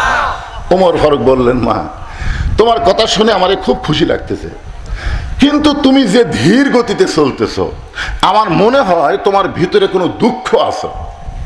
আমার মনে হয় তোমার ভিতরে কি আছে? কোনো দুঃখ আছে। মেয়েটা বলতেছে, আসলেই তাই, আমি একজন দুঃখী নারী। আজকে 6 দিন হলে হযরত ওমরকে আমি খুঁজে বেড়াই। আমি আসলে একজন দুঃখী নারী, আজকে 6 দিন হলে হযরত ওমরকে আমি খুঁজতেছি। ওমর ফারুক বললেন, মা তুমি কি পাগলি নাকি? ওমরকে যদি খুঁজবার চাও তাহলে বঙ্গভবনে যাও, গণভবনে যাও, সংসদ ভবনে যাও, রাষ্ট্রীয় ভবনে যাও। এইগুলো ভবন বাদ দিয়ে তুমি 2 পাহাড়ের মাঝখানে খুঁজতেছো, ওমর কি উঠ দুম্বা? 2 পাহাড়ের মাঝখানে খুঁজলে তুমি তাকে পাবা? মেয়েটা বলে, পথিক তুমি জানো না, আল্লাহর কোরআন দিয়ে যখন থেকে রাষ্ট্র চলবে, তখন থেকে নেতাদের খোঁজা লাগবে না, নেতারাই দুঃখী মানুষকে খুঁজে বেড়াবে। ধরে কোন কথা ঠিক কিনা? আজকে নেতা খোঁজা লাগে, গরিবের বন্ধু, সমাজ সেবক, জনদরদি, হাইরে দরদি নেতা ভাই, ভোট পায় ওই শালা আর এলাকাত নাই। জোরে তোর কথা কর না কেন? আর এলাকাত নাই।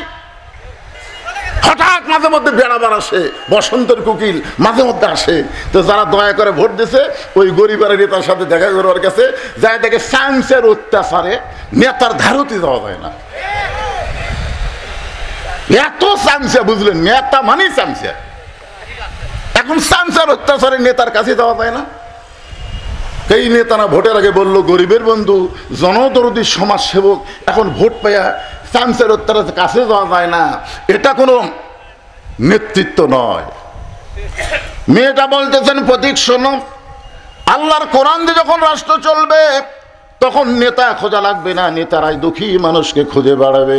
আমি 6 দিন হলে ওমরকে খুঁজতেছি, আর 1-8 দিনের ভিতরে যদি ওমরকে না পাই তাহলে জায়গা মতো বিচার দিব। বুঝবার পারেননি? যদি 7 দিন, আমার সময় কয় দিন? 6 দিন খুঁজেছি, আর 1-8 দিনের মধ্যে যদি ওমরকে খুঁজে না পাই তাহলে জায়গা মতো বিচার দেব। যেই বলেছে জায়গা মতো বিচার দেব, ওমর ফারুক হাঁটু গেড়ে বসে গেছে। জায়গা বোঝেন?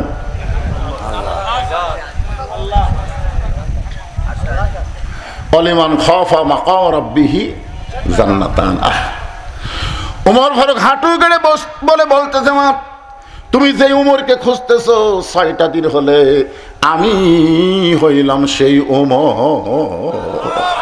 মেয়েটা বলতেছি, আমির আল মুমিনিন, তাহলে চোরের মতন একা একা ঘুরতেছেন? কার মতন? আপনার কি কোনো চামচা নাই? আপনার কি র্যাব নাই? আপনার কি পুলিশ নাই?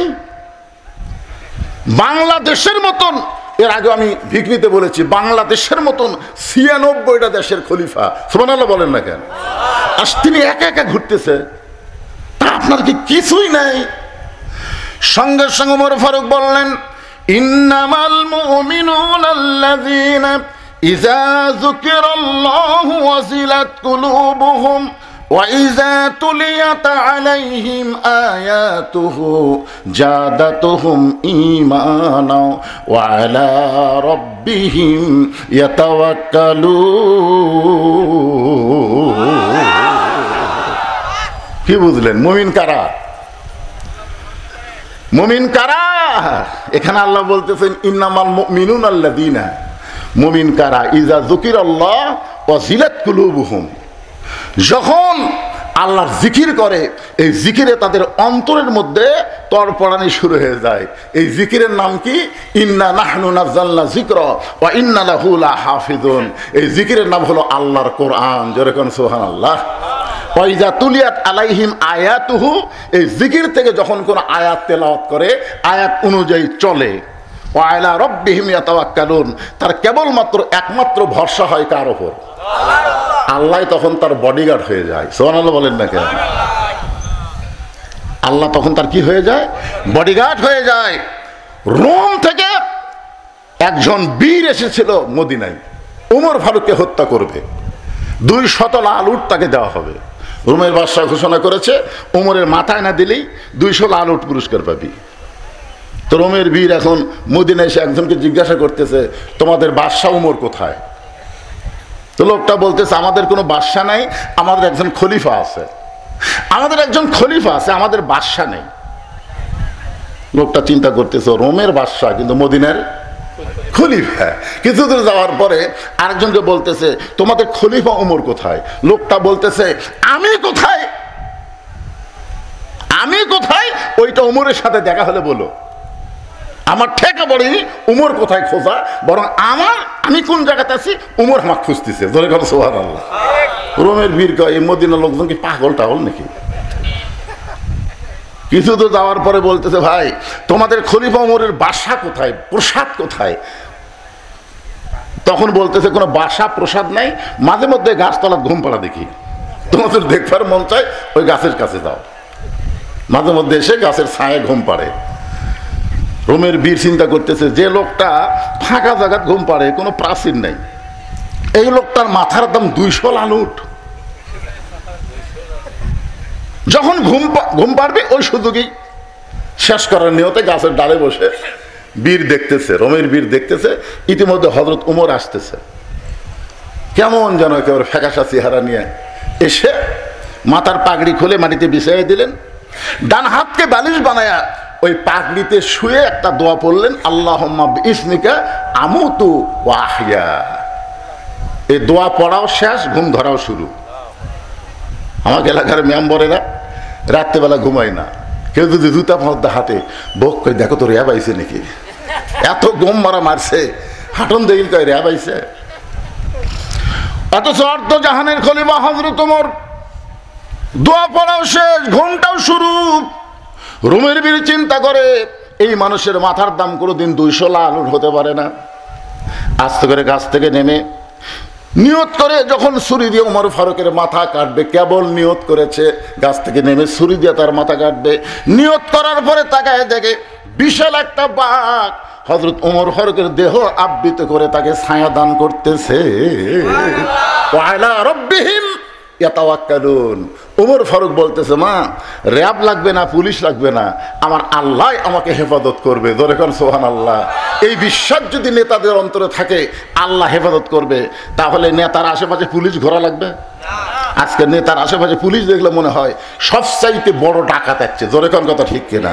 আমার ছোটবেলার কথা মনে আছে, আমাদের এলাকায় কাদের ডাকাত, কি ডাকাত, কাদের ডাকাত, একে 10-15 জন পুলিশ ঘিরে ধরে রাখছে। আমি দাদাকে বললাম, দাদা ওই যে একটা মানুষকে পুলিশেরা ঘিরে ধরে আছে, ওই মানুষটা কি? আমার দাদা বলতেছে, কাদের ডাকাত ভাই, কাদের ডাকাত। এমন ভাবে পুলিশ ঘিরে ধরেছে ও যেন পলাবার না পারে। এখন যখন নেতা আসে, ওই নেতার আশেপাশে পুলিশ দেখে মনে হয় এটা নেতা না, এটা হলো কাদের ডাকাত। জোরে কোন কথা ঠিক কি না? আমরা একটা পাইছিলাম ওবায়দুল কাদের। জোরে কোন কি কাদের? হায় হায়,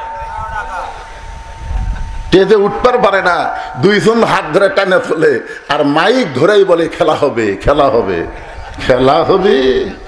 খেলবার গেলে মাজাত বল থাকা লাগবে। ধরে কোন কথা ঠিক কি না? ওমর ফারুক বললেন, মা কি দুঃখ তোমার অন্তরে যে 6টা দিন হলে তুমি আমাকে খুঁজতেছো, এখন বলো তোমার দুঃখ কি? মেয়েটা বলতেছে, আমির আল মুমিনিন, আমার জীবনের সবচাইতে বড় দুঃখ হলো আমি 6 বছর বয়সে ঈমান গ্রহণ করেছি। খুব মনোযোগ দিয়ে শুনবেন, আমি 6 বছর বয়সে ঈমান গ্রহণ করছি। ঈমানের কলেমা পড়া আর ঈমানকে গ্রহণ করা এক না। আজকে আমরা ঈমানের কলেমা পড়েছি কিন্তু ঈমানকে গ্রহণ করি নাই। সাহাবেরা বললেন, হুজুর ঈমানকে গ্রহণ করা কেমনে? আল্লাহ রাসূল বললেন, ইকরার বিল লিসান, তাসদিকু বিল জানান, আমল বিল আরকান, এরই নাম হলো ঈমান। শুধু মুখে বললে হবে না, ঈমানকে কলিজার মধ্যে জায়গা দেওয়া লাগবে। শুধু কলিজার মধ্যে জায়গা দিলে হবে না, আমলের মাধ্যমে ঈমানকে প্রকাশ করতে হবে। ধরে কোন কথা ঠিক কিনা? আমলের মাধ্যমে। আমল কি? কাজের মাধ্যমে। এসে বলতেছেন, স্যার আপনি হলেন একটা দলের নেতা, আপনার ফাঁসি কার্যকর করবে যদি আপনি রাষ্ট্রপতির কাছে বাঁচার দরখাস্ত লেখেন, রাষ্ট্রপতি দয়া করে যদি আপনাকে মাফ করে দেয় তাহলে আপনার ফাঁসি কার্যকর হবে না। তাসদিকুল জিনান, কলিজার ঈমান বলতেছে, উকিল তোমার কথা শুনে আমার হাসি লাগতেছে। উকিল বলে, হাসি কেন? বলে, তুমি যে রাষ্ট্রপতির কাছে আমাকে দরখাস্ত লিখতে বলতেছো বাঁচার জন্যে, আমি আমার জীবনে 3টা রাষ্ট্রপতিকে ক্ষমতার থাকা অবস্থায় মরা দেখছি। একটা হলো শেখ মুজিবুর রহমান, একটা হলো জিয়াউর রহমান, একটা হলো জিল্লুর রহমান।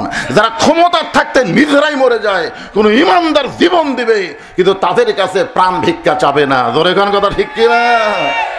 এরা মুখের ঈমান দেওয়া হবে, মুখের কলেমা দিয়ে এটা হবে না, এটা কলিজার কলেমা লাগবে। ধরে কোন কথা ঠিক কিনা? আমলের মাধ্যমে প্রকাশ করতে হবে। মেয়েটা বলতেছে, আমির আল মুমিনিন 6 বছর বয়সে ঈমান গ্রহণ করেছি। শুধু ঈমান গ্রহণ করার অপরাধে 12 বছর আমাকে জেলখানায় বন্দি রাখ। সকালবেলা 3টা করে চাবুক, বিকালবেলা 3টা করে চাবুক মারছে। আমার দেহের এমন কোনো জায়গা নাই যেই জায়গায় চাবুকের আঘাত লাগে নাই। আমির আল মুমিনিন, আমি যেই দেশের জেলখানায় বন্দি ছিলাম ওই দেশের নাম হলো রোম দেশ। আপনি রোম পারস্য যখন দখল করলেন তখন আপনি ঘোষণা করে দিলেন, মুসলমান কোন রাষ্ট্র যখন দখল করবে ওই রাষ্ট্র তখন আল্লাহর কোরআন দিয়ে চলবে। আর আল্লাহর কোরআন দিয়ে যখন কোনো রাষ্ট্র চলবে ওই রাষ্ট্রের কোনো জেলখানার দরকার থাকবে না। আপনি জেলখানার দরজাগুলো উন্মুক্ত করে দিলেন। এখন আমি একজন মুমিনা নারী, জেলখানার দরজা খোলা পেয়ে আমি যাব কোথায়? কারণ আমার দাদা খ্রিস্টান, আমার বাবা খ্রিস্টান। যেই দেশে আমি ঈমান গ্রহণ করেছি ওই দেশের সবাই খ্রিস্টান। সবাই যখন তাদের আপন ঠিকানায় চলে গেল, আমার কোনো ঠিকানা নাই। আমি 6 দিন হলে আপনাকে খুঁজতেছি, যদি আপনাকে পাই তাহলে আপনার কাছে এই দুঃখী মেয়েটা একটু আশ্রয় চাই। ওমর ফারুক চোখের পানি বের করে বললেন, মা আমি তোমাকে আশ্রয় দিবার পারবো না। ওমর ফারুকের কথা শুনে মেয়েটা হতাশ হয়ে বললেন, আপনি যদি আমাকে আশ্রয় না দেন তাহলে আমি যাব কোথায়? ওমর ফারুক বললেন, মা ঈমান গ্রহণ করার পরে কোনো মানুষের কাছে মানুষ আশ্রয় চাবে না। তুমি যদি মুমিনা নারী হও, তুমি যদি একজন নারী হও তাহলে আল্লাহ পাক তোমাকে অধিকার দিয়েছে। জোরে বলেন সুবহানাল্লাহ। আশ্রয় দেওয়ার মালিক কে? আল্লাহ। মানুষের কাছে কোনো মানুষ আশ্রয় চাইতে পারে না। তুমি আমার কাছে আশ্রয় কেন চাচ্ছ? ইসলাম তোমাকে অধিকার দিয়ে দিছে। আপনারা বলেন তো, ইসলামী নারীদের অধিকার আছে না নাই? আর ওই ফাজিল ফকরার কি বলতেছে যে আল্লাহর কোরআন দিয়ে যখন বাংলাদেশ চলবে তখন তোমাকে কিন্তু অবস্থা সেই রকম, বাড়ির থেকে বাড়াবার দিবে না, মার্কেট করবার পারবে না, এ করবার পারবে না, সে করবার পারবে না, তোমাকে রেখে প্যাকেট করে খুরমা খেজুরের মতন। আপনার বলেন আল্লাহর কোরআনে নারীদের অধিকার আছে না নাই? আল্লাহ রাসূল ঘরের দরজা খুলে বসে আছে। ইতিমধ্যে উম্মাহাতুল মুমিনিন মা আয়েশা ঘরের মধ্যে ঢুকছে। নবী আস্তে করে উঠে গিয়ে দরজা বন্ধ করে দিলেন। যেই দরজা বন্ধ করছে মা আয়েশা থরথর করে কাঁপতেছে। রাসূল বলে, আয়েশা কাঁপো কেন? বলে, হুজুর কাঁপার কারণ হলো আপনার জুতার পরশে আল্লাহর আরশ ধন্য হয়ে গেছে। আপনার জুতার পরশে আল্লাহর আরশ ধন্য হয়ে গেছে। যদি আমার কোনো বেয়াদবি হয়, আল্লাহ রাসূল বললেন, আয়েশা একজন নবীর জুতার পরশে আল্লাহর আরশ ধন্য হয়েছে একজন নবীর। আয়েশা বলে, হুজুর আপনি তো সেই নবী। রাসূল বলে, আমি নবী ছিলাম। আমি নবী ছিলাম ততক্ষণ পর্যন্ত যতক্ষণ ঘরের দরজা খোলা ছিল। যেই দরজা বন্ধ হয়ে গেছে আমি এখন নবী নাই, আমি হলাম স্বামী, তুমি আমার বিবি। জোরে কান সুবহানাল্লাহ। রাসূল আমার হাত বাড়ায় দিলেন আয়েশার দিকে। মা আয়েশা দৌড়ে এসে নবীর বুকের মধ্যে মাথা ঢুকায় বললেন, আল্লাহ, আমার নবী শুধু বিশ্ব নবী নয়, আমার নবী হলেন পৃথিবীর 1 নম্বর স্বামী। জোরে কান সুবহানাল্লাহ। নবী বাম হাত দিয়ে আয়েশাকে বুকের মধ্যে নিয়ে ডান হাতে চাপে দিয়ে একটা চাপ দিলেন, একটা চাপ। মাঝে মধ্যে বউকে বুকের মধ্যে নিয়ে আপনার একটু চাপ দিবেন। এই চাপ দেওয়া হলো নবীর সুন্নাত। সুবহানাল্লাহ কন না কেন? আমি কি বলছি, অপরের বউ না নিজের বউ? নিজের বউ। অন্যকে চাপ ঠিকই মারতেছে। আল্লাহ রাসূল ডান হাতে যখন আয়েশাকে বুকের মধ্যে নিয়ে একটা চাপ দিলেন, এমন সময় আল্লাহ জিবরাইলকে বলেন, জিবরাইল তাড়াতাড়ি আল্লাহর কোরআন নিয়ে নবীর কাছে যাও। নবী ঘরের মধ্যে যে আমল করতেছে এই আমলে আমার আরশ খুশি হয়ে গেছে। জোরে খান সুবহানাল্লাহ। জিবরাইল চমকে উঠছে, কে রে? নবী আজকে ঘরের মধ্যে কি আমল করতেছে যে আমল করার কারণে আল্লাহর আরশ খুশি হয়েছে? আল্লাহ বললেন, হুন্না লিবাসুল লাকুম ওয়া আনতুম লিবাসুল লাহুন্না। এই আয়াতের বাংলা অর্থ হলো স্বামী বিবির পোশাক, বিবি হলো স্বামীর পোশাক। আপনার বলেন তো ইসলামে নারীদের অধিকার আছে না নাই? এতদিন ভুয়া ইসলাম প্রচার করেছে, স্বামীর পায়ের তলে বইয়ের জান্নাত। স্বামীর পায়ের তলে বইয়ের জান্নাত না, মায়ের পায়ের তলে সন্তানের জান্নাত। জোরে কোন কথা ঠিক কি না? মরদ মানুষের পায়ের তলে কোনো জান্নাত নাই। জান্নাত হলো নারীর পায়ের তলে, সেই নারী যদি মা হয়। এখন আপনারা বলেন তো ইসলামে মায়ের দাম বেশি না বাপের দাম বেশি? মায়েরা বোঝে না, বাপের চাইতে মায়ের দাম 3 গুণ বেশি একটা সন্তানের কাছে। জোরে কোন কথা ঠিক কিনা? ওমর ফারুক বললেন, মা, ইসলাম তোমাকে বহু অধিকার দিয়েছে, এই মুহূর্তে তোমার 1 নম্বর অধিকার হলো তোমার বয়স কত? মেয়েটা বলতেছে, আমিরুল মুমিনিন 6 বছর বয়সে ঈমান গ্রহণ করেছি, আর জেলখানার মধ্যে 12 বছর আমি জীবন কাটাইছি। 6 আর 12 একত্র করলে কত হয়?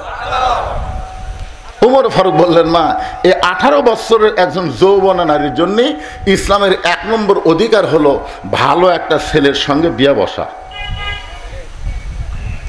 ভালো একটা ছেলের সঙ্গে কি বসা? ভালো ভালো, এটা খেয়াল করবেন। সুন্দর হতে পারে শাকিব খান, কিন্তু ভালো না। শাকিব খান ভালো না, বিয়ার আগেই বাচ্চা পেটক দেয়। সরে কোন কথা ঠিক? বাংলাদেশের সুদর্শন নায়কের নাম কি রে ছেলেরা? নাম কি? শাকিব খান, কিন্তু বিয়ের আগেই পেটক বাচ্চা দেয়। এই অপু সরকার কন আর বুবলি কন আর যাই কন, ওরা বাচ্চা নিয়ে হাজির। বিয়ে হলো কবে, কবে বাচ্চা ফেরত আসলো, কে বিয়ে পড়ালো, এগুলা কোনো খবর নাই, বাচ্চা নিয়ে হাজির।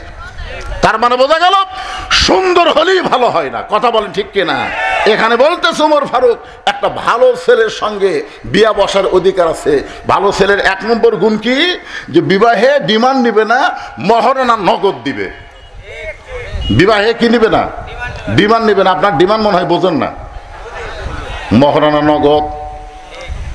মহারণা দেওয়া হলো ফরজ, আর ডিমান্ড নেওয়া হলো হারাম। জোরে কোন মহারণা দেওয়া কি? এ কথা জোরে কর না কেন? আপনার কি বাকি থিয়া বিয়ে করছেন নাকি? আপনার কেউ বাকি থিয়া বিয়ে করছেন? প্রত্যেকটা দোকানে লেখা আছে আজ নগদ কাল বাকি। তার মানে বাকির নামই ফাঁকি। জোরে কোন বাকির নামই? যারা মহারণা বাকি থিয়া বিয়ে করছেন, শোধ করছেন, এখন এরই উপর যদি ওয়াজ হয় তাহলে অধিকাংশ সব বাচ্চাই তো হালাল দাদা নয়। জোরে কোন কথা ঠিক কিনা? তা আপনাকে খেপাচ্ছি না, আমি রাগ করাচ্ছি না, একটু মনোযোগ দিয়ে শুনবেন।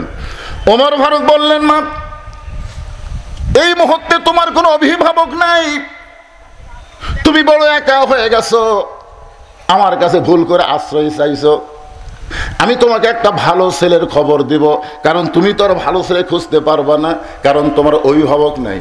আমি বরং তোমার অভিভাবক হইয়া একটা ভালো ছেলের খবর দিচ্ছি, দেখো তো ছেলেটা তোমার পছন্দ হয় কিনা।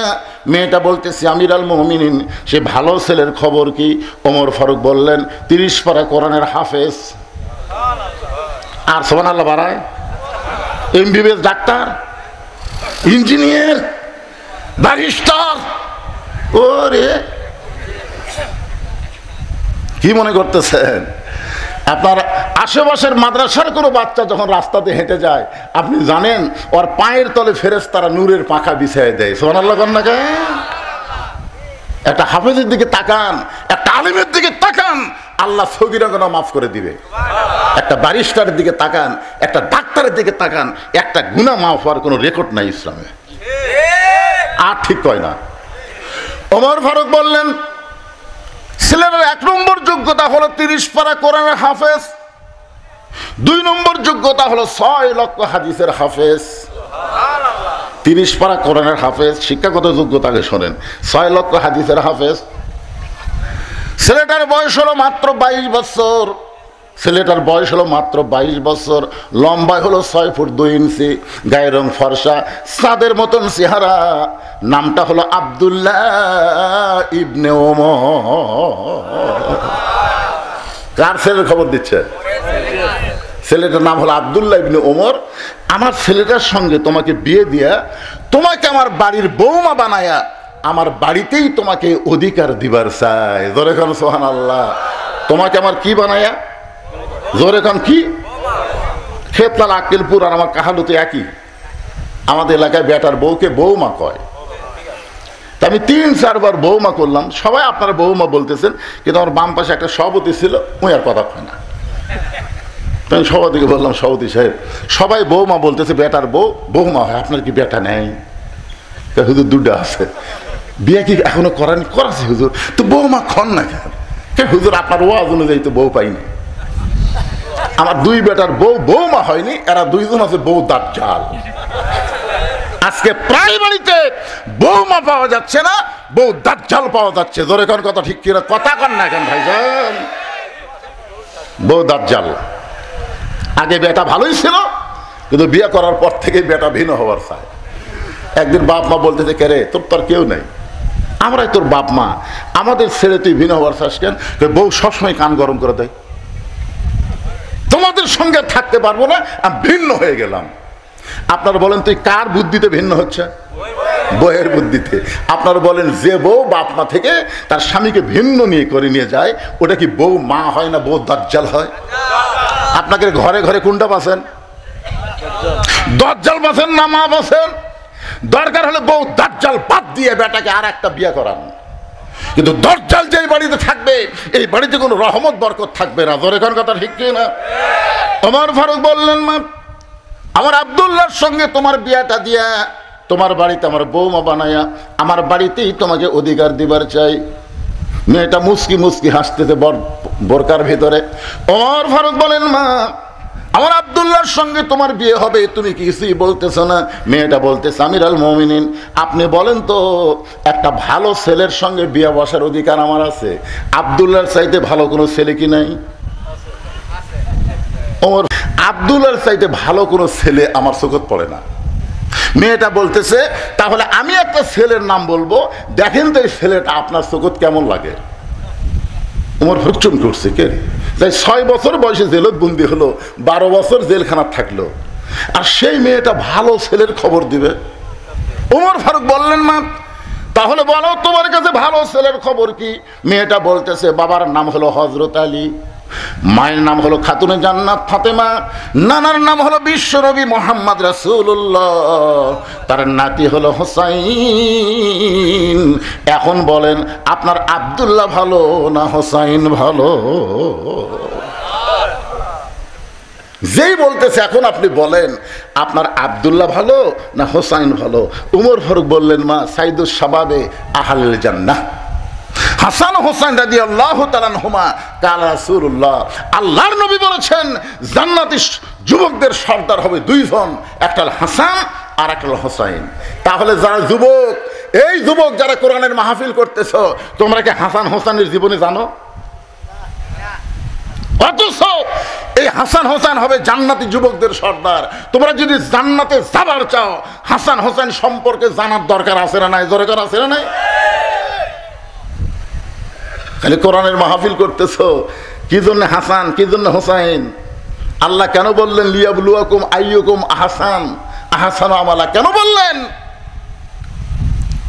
সঙ্গে ওমর ফারুক বললেন, মা তুমি যে হোসেনের কথা বলতেছো, আমার আব্দুল্লাহর চাইতে 1000 গুণ ভালো। মেয়েটা বলতেছে, তাহলে আপনার আব্দুল্লাহর চাইতে 1000 গুণ ভালো যদি হোসাইন হয়, সেই হোসাইন থাকতে আমি অন্য কোন আব্দুল্লাহর সঙ্গে বিয়া বসবো না। না আপনি যখন বলেছেন ভালোর সঙ্গে বিয়ে বসার অধিকার আছে, তো ভালো থাকতে এটা কেন? ওমর ফারুক মেয়েটাকে নিরাপদ আশ্রয় দিলেন। পরন্তু বিকালবেলা হযরত আলীর দরজায় গিয়ে সালাম দিলেন, আসসালামু আলাইকুম ইয়া আহলাল বাইত। কোন বাড়ির দরজা দিয়ে সালাম দেওয়া কার সুন্নত? জোরে বলেন, কার সুন্নত? এটা কি ভোটের আগে না ভোটের পরেও? কি খালি কি all time? All time, all time. আমাদের এক নেতা গাড়ি চড়ে আসতেছে, আমার দেখা জিনিস তো, আমি অনেক কিছু যেটা দেখি সেটা ওয়াজের মধ্যে বলি। নেতা ড্রাইভারকে বলতেছে গাড়ি থামা। ড্রাইভার বলতেছে স্যার কি জন্যে? বলো ওই যে মানুষ আসতেছে। ড্রাইভার বলতেছে না স্যার ওরা তো ফকির। ভোটের আগে পাগলা ফকিরও স্যার হামুতে। গাড়ি যেই ব্রেক করছে, নেতা গাড়ির থেকে নামা সালাম দিচ্ছে, আসসালামু আলাইকুম। ফকির খেলে চারিদিকে তাকায়। নেতা বলতেছে কি দেখেন? বলে আমি দেখতেছি কাক সালাম দিলে। আপনাকে দিলাম, ভিক্ষা করে খায়। ভোটের আগে ফকিরও যা হামুতে। এখন এমন কতগুলো নেতা দেখা যাবে খালি সালাম, খালি সালাম। ধরে করার কথা ঠিক না? এই সালাম শুধু ভোটের আগে দিলে হবে না, সব সময়। এমনকি বাড়ির দরজার যদি কোনো মানুষ নাও থাকে, তাও সালাম দেওয়া নবীর সুন্নাত। এমনকি কবরে কোনো জীবিত মানুষ নাই, তারপরেও কবরের ধার দিয়ে যাওয়া হলো সালাম দেওয়া নবীর সুন্নাত। জোরে কর সুবহানাল্লাহ। আসসালামু আলাইকুম ইয়া আহলাল কুবুর। এই কবরবাসী যারা, তাদের উপর আল্লাহ রহমত বর্ষিত হোক। জোরে কর সুবহানাল্লাহ। তাহলে জীবিত মানুষকেও সালাম দেওয়া যাবে।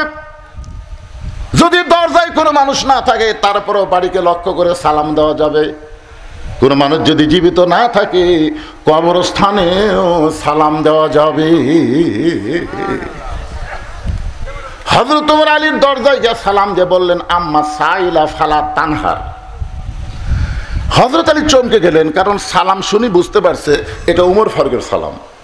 কিন্তু এরপরে যে আয়াতটা পড়লো, বুঝতে পারছেন? আম্মা সাইলা ফালা তানহার। হযরত আলী দরজা খুলে বলতেছে, আমির আল মুমিনিন, আল্লাহ রহমত আপনার উপর বর্ষিত হোক। কবে থেকে ভিক্ষা শুরু করলেন?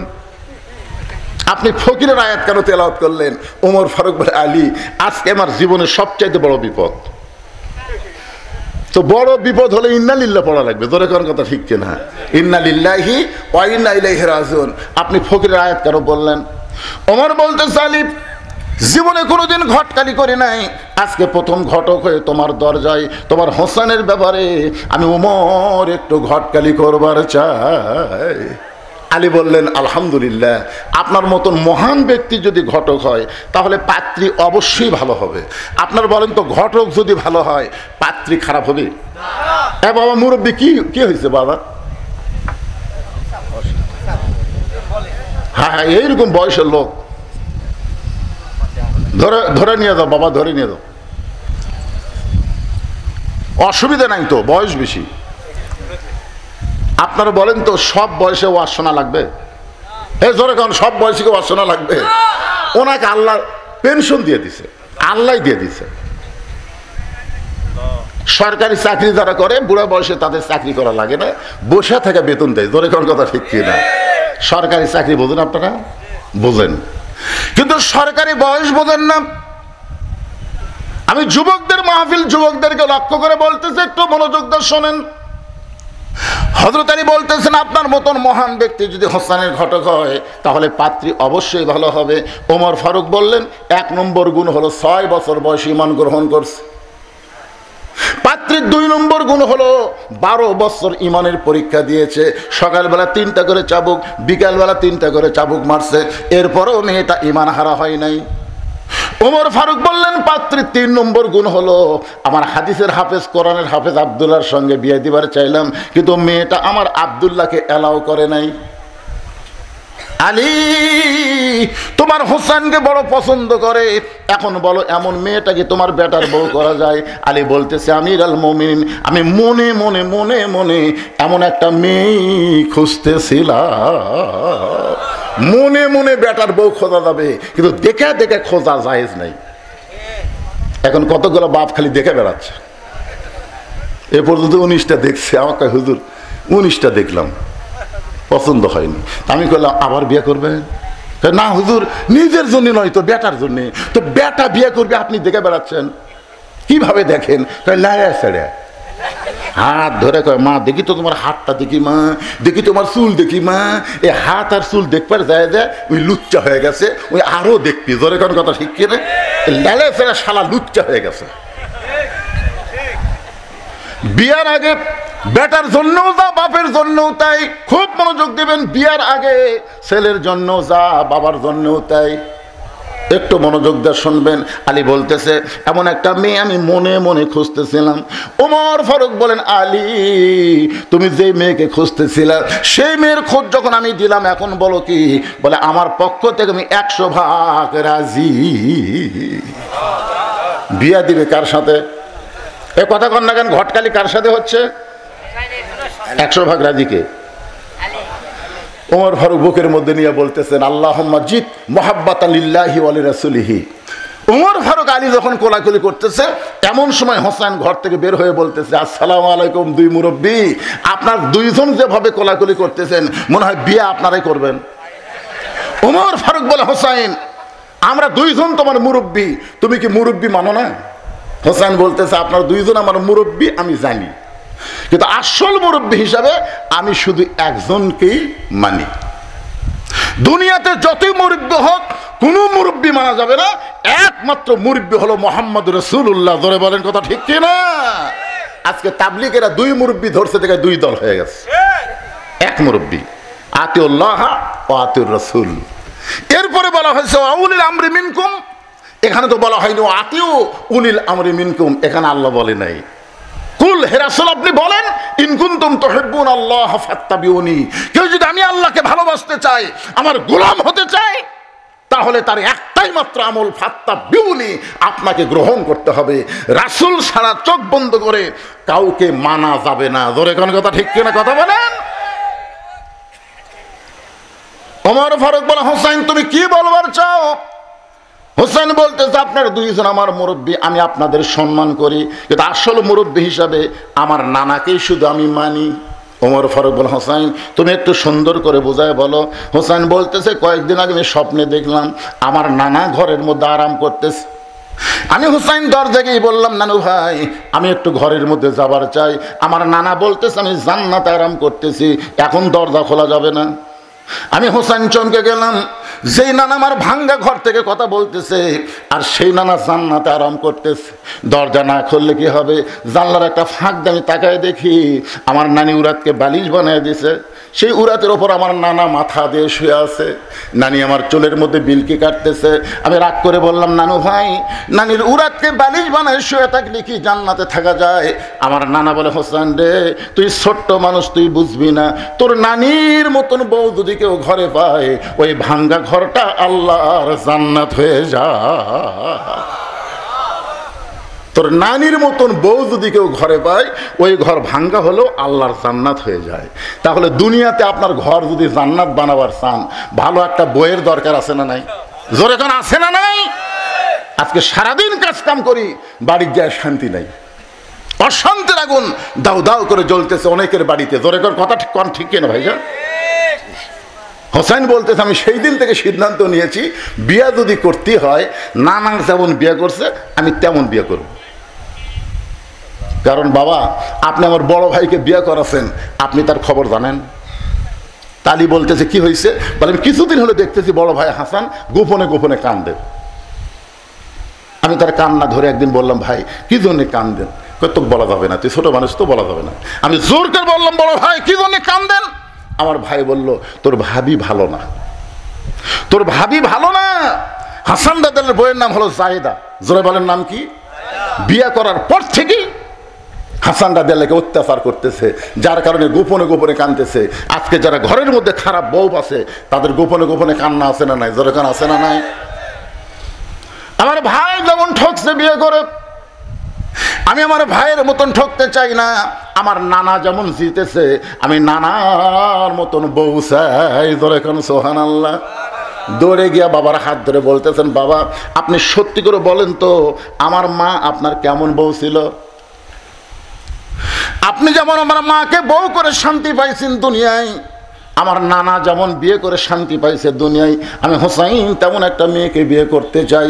ওমর ফারুক বলে, হোসাইন আমি যে মেয়েটার ঘটকালি করতেছি বাবা, ওই মেয়েটাকে তুমি বিয়ে করো। তোমার নানির মতন তোমার নানা যেমন বউ পাইছে, তোমার বাবা তোমার মাকে যেমন বউ পাইছে তেমন একটা বউ পাইবা। হোসেন বলতেছে, আপনার কথা মতো আমি বিয়ে করতে পারবো না। ওমর ফারুক বললেন, তাহলে কি বলতে চাও? হোসেন বলতেছে, আমি মনে মনে সিদ্ধান্ত নিয়েছি, আমি এমন একটা মেয়েকে বিয়ে করব যে মেয়েটা আমার 3টা প্রশ্নের উত্তর দিবার পারবে। জোরে কান সুবহানাল্লাহ। ওমর ফারুক বলে, আলী হোসেন যে 3টা প্রশ্ন করবে এই প্রশ্ন সম্পর্কে তোমার জানা আছে? আলী বলতেছে, আমি জীবনের প্রথম শুনলাম। ওমর ফারুক বলে, আমিও তো প্রশ্ন জানি না, যেই প্রশ্ন আমিও জানি না তুমিও শোনো নাই, সেই প্রশ্নের উত্তর মেয়েটা কেমনে দিবে? আমার ঘটকালে আল্লাহ কবুল করে নাই। ওমর ফারুক কানতে কানতে মেয়েটা যেই ঘরের দরজায় গিয়ে বলতেছে, মা আমার আব্দুল্লাহকে বিয়ে কর, তোর জীবন শান্তিময় হয়ে যাবে। মেয়েটা বলতেছে, আমার কোনো আপত্তি নাই, কিন্তু আপনাকে একটা বার বলতে হবে আব্দুল্লাহ হোসেনের চাইতে ভালো। শুধু আলীর চোখ দিয়ে দর দর করে পানি পড়তেছে। ওমর ফারুক জিব্বাত কামড় দেওয়ার কারণ হলো প্রথম প্রশ্নে আউট হয়ে গেল। 3বার উত্তর দিবি, একটাতেই তো আউট। প্রশ্ন করলো আমার মাকে জানো, আর উত্তর দিল আমি চিনি। আলীর চোখ দিয়ে পানি পড়ার কারণ হলো আমি হোসেনের মাকে ঠিক মতো চিনবার পারিনি, আমি নিজেই পারিনি। এত বছর সংসার করার পরেও আমি হোসেনের মাকে পুরোপুরি চিনতে পারিনি। চোখ দিয়ে দর দর করে পানি পড়তেছে, আর মেয়েটা বলতেছে, হোসাইন আমি আপনার মাকে চিনি। কিন্তু 3 বিচারক কেউ কোনো কথা বলতেছে না। একসময় মেয়েটা বলে, হোসাইন আপনি প্রশ্ন করলেন, আমি উত্তর দিলাম, উত্তর হলো কি হলো না, 3 বিচারকের 1 বিচারকও কিছুই বলেন না। ওমর ফারুক বলতেছে, কেমনে হবে? তোমাকে প্রশ্ন করলো কি আর তুমি উত্তর দিলে কি? হোসেনের মা ফাতেমা সম্পর্কে দুনিয়ার সমস্ত মানুষ জানতে পারে, কিন্তু চিনতে পারে এই খবর কেউ বলতে পারবে না। বেপর্দা নারী যারা, সমাজের সবাই চিনবে তারা। জোরে কোন কথা ঠিক কিনা? আপনাকে গ্রামত কার বউ কেমন সুন্দর এটা আপনার বলে পারবেন তো? পারবেন না? 4-5 জন এক জায়গায় বসে সব বাহাস লাগছে, কে রে আমাকে পাড়ার মধ্যে সবচেয়ে সুন্দরী বউ কার রে? তখন বলতেছে উমুকের। না না না, তুই ঠিক মতো দেখিস নি, ওই পাড়া ওর বউ সবচেয়ে সুন্দর। তাহলে তোমরা তো অপরের বউ সুন্দরের কথা বলতেছে কেমনে? এর বউ সুন্দর সবচেয়ে বেশি, এ কথা জানার পেছনে কারণ হলো ওই মেয়েটা বেপর্দা। বেপর্দা নারী যারা, সমাজের সবাই চিনবে তারা। জোরে কোন কথা ঠিক কিনা? আপনারা বলেন তো, ফাতেমা কি বেপর্দা? তাহলে কেমনে বলতেছে আমি চিনি? আলীর চোখ দিয়ে দর দর করে পানি পড়তেছে। এমন সময় মেয়েটা বলে, হোসাইন আপনার মায়ের চোখের ভুরু জোড়া ছিল, আপনার মায়ের বাম গালে কালো একটা তিন ছিল, এই থুতুনির তলে লাল একটা দাগ ছিল। সঙ্গে সঙ্গে আলী বলতেছে, মা যা বলছিস বলছিস মা, আর বলিস না, কারণ 3 জনের মধ্যে একজন পরপুরুষ আছে। আপনার বলেন তো, এই 3 পুরুষের মধ্যে ফাতেমার জন্য পরপুরুষকে? জোরে বলেন। তাহলে চিন্তা করে দেখেন, 3 জনের মধ্যে একজন পরপুরুষ, যাকে হযরত আলী পরপুরুষ বলতেছে, সেই পরপুরুষ সম্পর্কে আল্লাহ নবী বলেছেন, আমার পরে কেউ যদি নবী হতো, লাউকানা ওমর, আল্লাহ ওমরকে নবী বানায় দিত। রাসূল বলেছেন, নবুয়তের দরজা বন্ধ দেখে ওমর নবী হওয়ার পারে নাই, কিন্তু নবী হওয়ার সব যোগ্যতা আল্লাহ ওমরকে দান করেছে। সেই ওমর যদি পরপুরুষ হয়, তাহলে মুরিদের বইয়ের কাছে পীর কি পুরুষ? আর কথা কয় না। মুরিদের বইয়ের কাছে পীর কি পুরুষ? পরপুরুষ। এই সাইডটা কি পুরুষ? ও বাবা পুরুষ।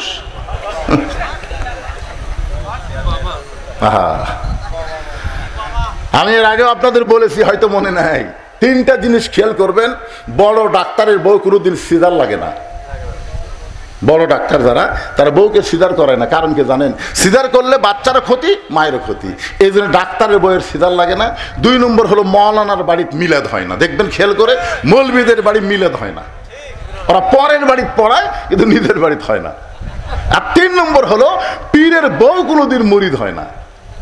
খেয়াল করে দেখবেন, পীরের বউ জানে আমার পীর মাঝে মধ্যে মুরিদের বউয়ের দিকে চোখ মারে, এই লুচ্চার হাতে মুরিদ হবো না। ঠিক আছে? মাশাআল্লাহ। তাহলে 3টা মুখস্থ রাখবেন। 1 নম্বর হলো ডাক্তারের বইয়ের সিজার লাগে না, 2 নম্বর হলো মৌলবীর বাড়িতে মিলাদ লাগে না, আর 3 নম্বর হলো পীরের বউ মুরিদ হয় না। যেই পীরেরা নারীদেরকে মুরিদ দেয় বুঝবেন এরা ভণ্ড। ধরে এখন এরা কি? এরাই ভণ্ড। হ্যাঁ, আল্লাহর বান্দার একটু খেয়াল করবেন। আলী বলতেছেন, মা চোখের ভুরু জোড়া, এটা আমি বলতে পারি কারণ হোসেনের মা আমার বউ, এই কারণে প্রত্যেকটা স্বামী বলতে পারে তার বইয়ের ভুরু কেমন। ধরে কোন ঠিক কিনা? আমি বলতে পারবো। রাসূল বলেছেন, স্বামীরা যদি স্ত্রীর দুই চোখের মাঝখানে এই যে ভুরু দেখতেছেন, এই দুই চোখের মাঝখানে যদি একটা চুমা খায় ভুরুর উপরে, আল্লাহ তারা খুশি হয়ে তাদের আমল নামায় একটা নফল হজের সওয়াব দিয়ে দেয়।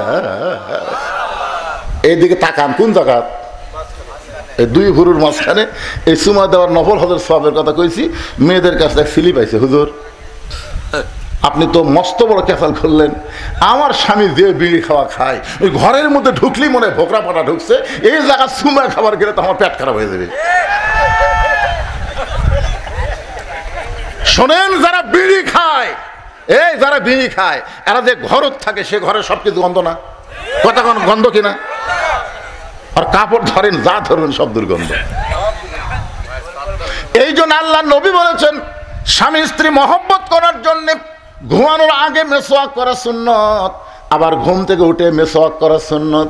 আপনি যত বেশি মেসওয়াক করবেন, আল্লাহ আপনার মুখের দুর্গন্ধ তত বেশি দূর করে দিবে। সুবহানাল্লাহ, জোরে কান। আলী বলতেছেন, মা বাম গালে একটা তিল আছে আমি বলতে পারি, দুদিন ধরে লাল একটা দাগ আছে। হোসাইন তার মা হওয়ার কারণে বলতে পারে।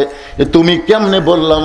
মেয়েটা বলতেছে, মুরব্বী তাহলে শোনেন, ওই রোমের জেলখানার মধ্যে যখন আমি বন্দি ছিলাম, সকালবেলা 3টা করে চাবুক মারতো, বিকালবেলা 3টা করে চাবুক মারতো। আমার দেহের এমন কোনো জায়গা নাই যে জায়গায় চাবুকের আঘাত লাগে নাই। এক সময় চাবুক মারতে মারতে আমি অধৈর্য হয়ে গেলাম, বিরক্ত হয়ে বললাম, আল্লাহ তুমি আছো আসমানে, তোমার নবী আছে মদিনায়, এই রোমের জেলখানার মধ্যে এত নির্যাতন, আমাকে দেখার মতন কেউ নাই। লা ইলাহা ইল্লাল্লাহ আছে আসমানে, আর মুহাম্মদ রাসূলুল্লাহ আছে মদিনায়। এই জেলখানার মধ্যে এত নির্যাতন হচ্ছে, দেখার মতন কেউ নাই। মাঝে মধ্যে কিন্তু বিরক্ত হয়েছে বিএনপির লোকেরা, বিরক্ত হয়েছে জামাতের লোকেরা এই 15.5 বছর আল্লাহর উপর। মাঝে মধ্যে লিজের বাড়ি বানাচ্ছে, সে বাড়ি থাকা যাচ্ছে না, আলুর বাগুড়ির মধ্যে থাকা লাগতেছে। তাও যদি আলুর দাম হতো, কথা ঠিক না। এইবারে আলু যে কি করবি ভাই, আলুর বাগুনের মধ্যে থাকা লাগছে। ওয়াজ করে বাড়ি থাকা যায় নাই। বাড়ির বউ মোবাইল করে বলতেছে, সন্ধ্যা থেকে পুলিশ ঘুরতেছে, আপনি বাড়িতে আসবেন না। চিন্তা করেন, চোর ডাকাত বউলে শুয়ে আছে, আর আলিম হয়ে আলুর বাগুনের মধ্যে ঘুম পাড়তেছে। একটু বিরক্ত ভাব আসে কি আসে না? গাজার মুসলমান কিন্তু মাঝে মধ্যে বিরক্ত হয়, আল্লাহ ইসরায়েলি ইহুদিরা আমাদের পাখির মতন হত্যা করতেছে, তুমি কখন সাহায্য করবে? মাতা নাসরুল্লাহ, তোমার সাহায্য কখন হবে? আল্লাহ কোরআনে বলেন, ওয়ালা নাবলুওয়ান্নাকুম বিশাইয়্যিম মিনাল খাউফি ওয়াল জুই ওয়া নাকসিম মিনাল আমওয়ালি ওয়াল আনফুসি ওয়াস সামারাতি ওয়া বাশশিরিস সাবিরিন। আল্লাহ ধরে না, ধরে না, ধরে না, ধরলে ছাড়ে না। এতদিন হাসিনা ধরেনি, ধরেনি, ধরেনি, আমরা মনে করতেছিলাম। আল্লাহ কয় 41 সাল লাগবে না রে, 24 সালের মধ্যে আমি আল্লাহ এমন ধরা ধর্ম। আল্লাহর ওলি বলেছিল, 12 কোটি মুসলমান গাছের গোড়া না দিবে, আর দিল্লির মামু বাড়ি গিয়ে পড়বা। ধরে কোন কথা ঠিক কিনা? আল্লাহর ওলির কথা 100 ভাগ সত্য হয়ে গেছে। সুবহানাল্লাহ হবেন না ভাই? একটু মনোযোগ দিয়ে শুনবেন। মেয়েটা বলতেছে, মুরব্বী হযরত আলীকে লক্ষ্য করে বলতেছে যে আমি বিরক্ত হয়ে বললাম, আল্লাহ তুমি আছো আসমানে, নবী আছে মদিনায়, এই জেলখানায় এত নির্যাতন আমাকে করতেছে, আমাকে দেখার মতন তো কেউ নাই। এ কথা বলে কাঁদতে কাঁদতে যখন ঘুমায় গেছি, ওই ঘুমের ঘরে আমি স্বপ্নে দেখতে পাই আমার শিওরের পাশে নূরের একটা পুতুলি বসে কাঁদতেছে। আমি বললাম, কে গো আপনি? জান্নাতের হুরি না বেহেশতের পরি? আমার মাথায় হাত দিয়ে বলে, মা আমি জান্নাতের হুরিও না, বেহেশতের পরিও না, আমি হলাম জগৎ বিখ্যাত মা ফাতেমা। আমি তখন ওই ঘুমের অবস্থায় স্বপ্নে তার চেহারার দিকে তাকালাম, কিছুই দেখতে পাইলাম না। যতটুকু দেখতে পাইলাম ভুরু দুইটা জোড়া, বাম গালে কালো একটা তিল, থুতুনির তলে লাল একটা দাগ দেখেছি, এর বাহিরে আর কিছুই দেখতে পাই নাই। সঙ্গে সঙ্গে হোসেন বলে, রে মেয়ে, 1 নম্বর প্রশ্নের উত্তর যেমন আশা করেছিলাম তার চাইতে 100 গুণ তুমি সুন্দর উত্তর দিয়েছ। লিল্লাহে তাকবীর। ওমর ফারুক বলতেছে, আমার ঘটকালে আল্লাহ কবুল করছে। হোসেন বলতেছে, এত সহজ না, 3টা প্রশ্নের উত্তর দিলে বিয়ে করব, নচেত আমি বিয়েই করব না। ওমর ফারুক বলে, হোসেন তাহলে এখন 2 নম্বর প্রশ্ন শুরু করো। ইযা আসাবাতুহুম মুসিবাতুন ক্বালু, সকলে পড়েন ইন্না লিল্লাহি ওয়া ইন্না ইলাইহি রাজিউন।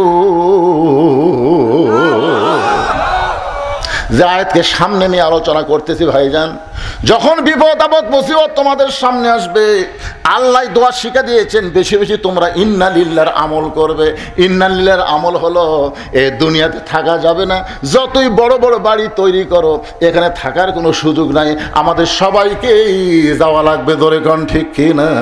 কোন বনেরই পাখি তুমি আইলারে কোন বনে, আবার কোন বনেতে যাইতে হবে পড়ছে নাকি মনে।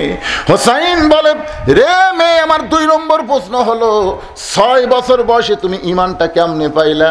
কারণ তোমার দাদা খ্রিস্টান, তোমার বাবা খ্রিস্টান, যেই দেশের জেলখানায় বন্দি ছিলা ওই দেশের সবাই খ্রিস্টান, তাহলে খ্রিস্টানদের মধ্যে 6 বছর বয়সে তুমি ইমানটা কেমনে পাইলা?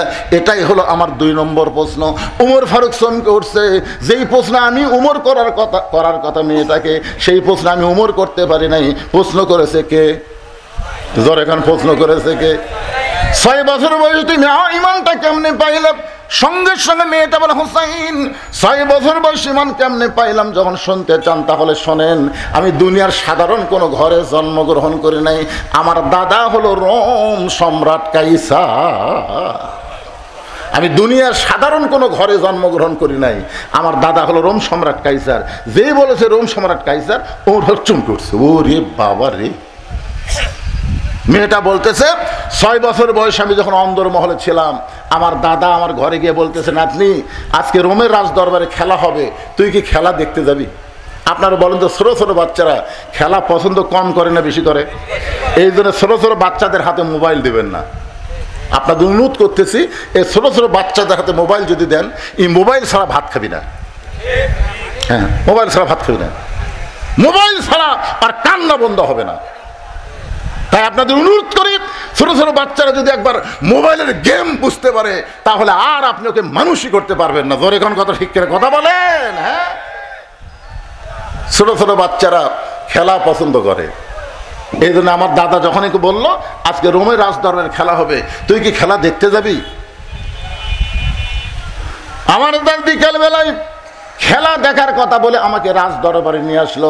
আমি 6 বছর বয়সে ইমানটা কেমনে পাইলাম একটু আপনারাও মনোযোগ দিয়ে শোনেন। আমি দাদার সিংহাসনের পাশে ছোট্ট একটা চেয়ারে বসে বললাম, বসার পরেই বললাম, দাদা খেলা দেখার কথা বলে আপনি নিয়ে আসলেন, খেলাটা কোন জায়গায়? আমার দাদা বলে, ওই যে তাকায় দেখ।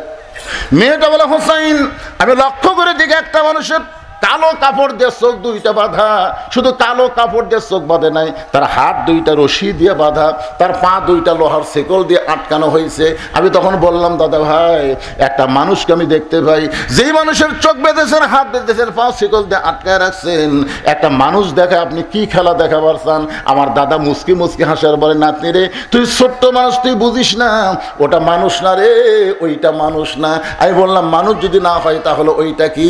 আমার দাদা বলতেছে, ওইটা হইল মুসলমান। তার মানে কি বুঝতেছেন? এই ভারতের ইসকন হিন্দুদের কাছে বাংলার মুসলমান মুসলমান না, খ্রিস্টানদের কাছে মুসলমান মানুষ না, ইহুদিদের কাছে, ইসরায়েলের কাছে ফিলিস্তিন মুসলমানকে এরা মানুষ মনে করে না। জোরে কোন কথা ঠিক কি না? কিয়ামত পর্যন্ত ইহুদি খ্রিস্টান হিন্দুরা আমাদেরকে মানুষ মনে করবে না। বিধর্মীরা কোনোদিন মুসলমানকে মানুষ মনে করে না, মনে করে আর আলাদা জাত। অথচ আল্লাহ কোরআনে বলেছেন, অমাইয়াবতাগি গয়রাল ইসলামা দীনান ফালা ইউকবালা মিনহু। আল্লাহু আকবার। আচ্ছা, এই যুব মাহফিলের কমিটি নাই? আচ্ছা শোনেন, এই কমিটি নাই, তো তাহলে এরা কি করতেছে?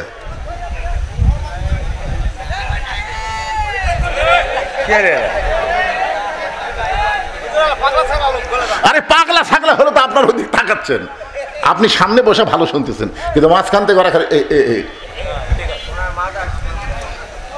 মাথার সমস্যা তো ওনার রে ভাই। কিন্তু আপনার যদি আমার কথাগুলো এই সময় এসে ব্যাখ্যাল হন, কঠিন কথা হচ্ছে যে ওইটা মানুষ না, ওইটা মুসলমান। কি বুঝতেছেন? আমার দাদা না থাকেন আর একটু সামান্য, এটা মানুষ না, এটা হলো মুসলমান। আমি তখন বললাম, দাদা এই মুসলমানকে নিয়ে আপনি কি খেলা খেলবেন? আমার দাদা বলে, ওই যে তাকায় দেখ। আমি তাকায় দিকে বিশাল একটা আগুনের চুলায় দাউ দাউ করে আগুন জ্বলতেছে, তার উপর বিশাল একটা দেখছি, মনে মনে তেল, নিচের আগুনের তেলগুলো টকবক টকবক করতেছে। আমার দাদা বলতেছে, ওই মুসলমানকে হাত পাও বান্ধা উত্তপ্ত তেলের মধ্যে ফেলে দিব, মুসলমান তেলের মধ্যে পড়েই মরে যাবে। আজকের খেলার নাম হলো মুসলমান মারার খেলা। আমি তখন ছোট্ট মেয়ে আস্তে করে বললাম, দাদা এই মুসলমানকে না মাইরা এই মুসলমানকে ছেড়ে দেওয়া যায় না? এই মুসলমানকে হত্যা না করে এই মানুষ মারার খেলা, মুসলমান মারার খেলা কি বন্ধ করা যায় না? আমার দাদা বলে, 100 বার বন্ধ করা যায়।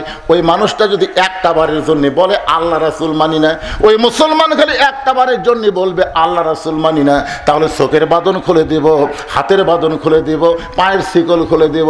আমি ছোট্ট মেয়ে আস্তে আস্তে মুসলমানের কি কাছে গিয়ে বললাম, মুসলমান তোমার চোখ দুইটা বেঁধে রাখছে বলে তুমি দেখতে পাচ্ছ না, তোমার হাত বেঁধে রাখছে, পাও বেঁধে রাখছে, তুমি দৌড় মারবার পারতেছো না।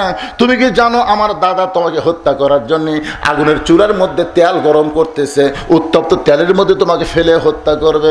ও মুসলমান, তুমি যদি বাঁচতে চাও খালি একটা বারের জন্য বলো আল্লাহ রাসূল মানি না, খালি একটা বার বলবা আল্লাহ রাসূল মানি না, আমার দাদা তোমাকে ছাইড়া দিবে। সঙ্গে সঙ্গে মুসলমান বলল, মা তুমি ছোট্ট মানুষ, তোমার কাছে জীবনের দাম বেশি, কিন্তু একজন মুসলমানের কাছে জীবনের চাইতে ইমানের দাম বেশি। আপনারা যারা বসে আছেন ভাইজান, আপনাদের কাছে জীবনের দাম বেশি না ইমানের দাম বেশি? কাদের কাছে ইমানের দাম বেশি? দুই হাত আল্লাহরে দেখান, লিল্লাহে তাকবীর। হ্যাঁ, এই জীবন যত চেষ্টাই করেন এই জীবন বাঁচাবার পারবেন না, যত চেষ্টায় আপনি করেন। কিন্তু আপনি একটু চেষ্টা করলে আপনার ইমানকে আপনি বাঁচাবার পারবেন। বর্তমানে আমাদের বাংলাদেশে ইমান হরণের চক্রান্ত চলতেছে, জোরে কোন কথা ঠিক কিনা? এই যুব শক্তিকে অপশক্তিতে রূপান্তর করার জন্য ইমান হরণের নানা ধরনের চেষ্টা চলতেছে ভাই। যখন বলেছে দরকার হলে জীবন দিব কিন্তু ইমান হারা হব না, রোম সম্রাট কাইসার দাঁড়িয়ে বলে, এই সৈন্যরা আর দেরি করা যাবে না, আর হাত পা বাঁধা অবস্থা আগুনের চুলার মধ্যে ফেলে দাও। মেয়েটা বলতো, হোসাইন যখন আমার দাদা হুকুম করলো হাত পা বাঁধা অবস্থায় উত্তপ্ত তেলের মধ্যে ফেলে দাও। এখন আমি তখন বললাম, দাদু ভাই এই মানুষ মারার খেলা আমি দেখবো না, আমি চলে যাই। আমার দাদা বলতে যে খেলা দেখার জন্য তোকে নিয়ে আইছি, খেলা দেখাই লাগবে। জোর করে যখন আমার বাম হাতটা ধরে রাখলো আমার দাদা, জোর করে যখন আমার হাতটা ধরে রাখলো, আমি তখন কি করব? বাধ্য হয়ে আমি বসে বললাম।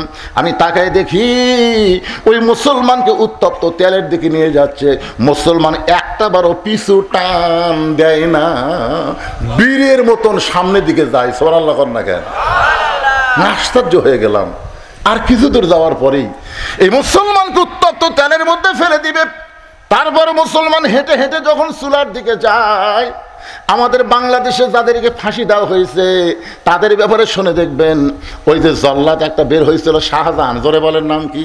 জল্লাদ শাহজাহান বলেছে তাদেরকে যখন ফাঁসির মঞ্চের দিকে নিয়ে যাওয়া হয় তারা বীরের মতন হেঁটে হেঁটে গেছে, কেউ পিছন দিকে একবারও তাকাই নাই।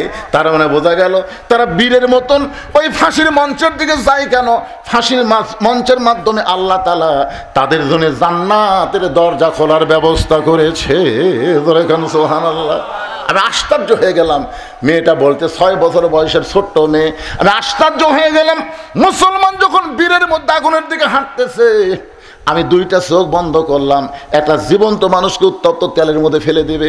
আমার দাদা বাম হাত ধরে আছে, আর ডান হাত দিয়ে আমি দুইটা চোখ চেপে ধরলাম। একটা মানুষ মরার দৃশ্য আমি দেখব না। আমি যখন দুইটা চোখ ডান হাত দিয়ে চেপে ধরেছি, এমন সময় মধুর একটা কলেমা আমার কানের মধ্যে ঢুকে গেল। ওই মুসলমান উত্তপ্ত তেলের একটু আগে গিয়ে পড়া শুরু করলেন, লা ইলাহা ইল্লাল্লাহু মুহাম্মাদুর রাসূলুল্লাহ। সকলে বলি সাল্লাল্লাহু আলাইহি ওয়াসাল্লাম।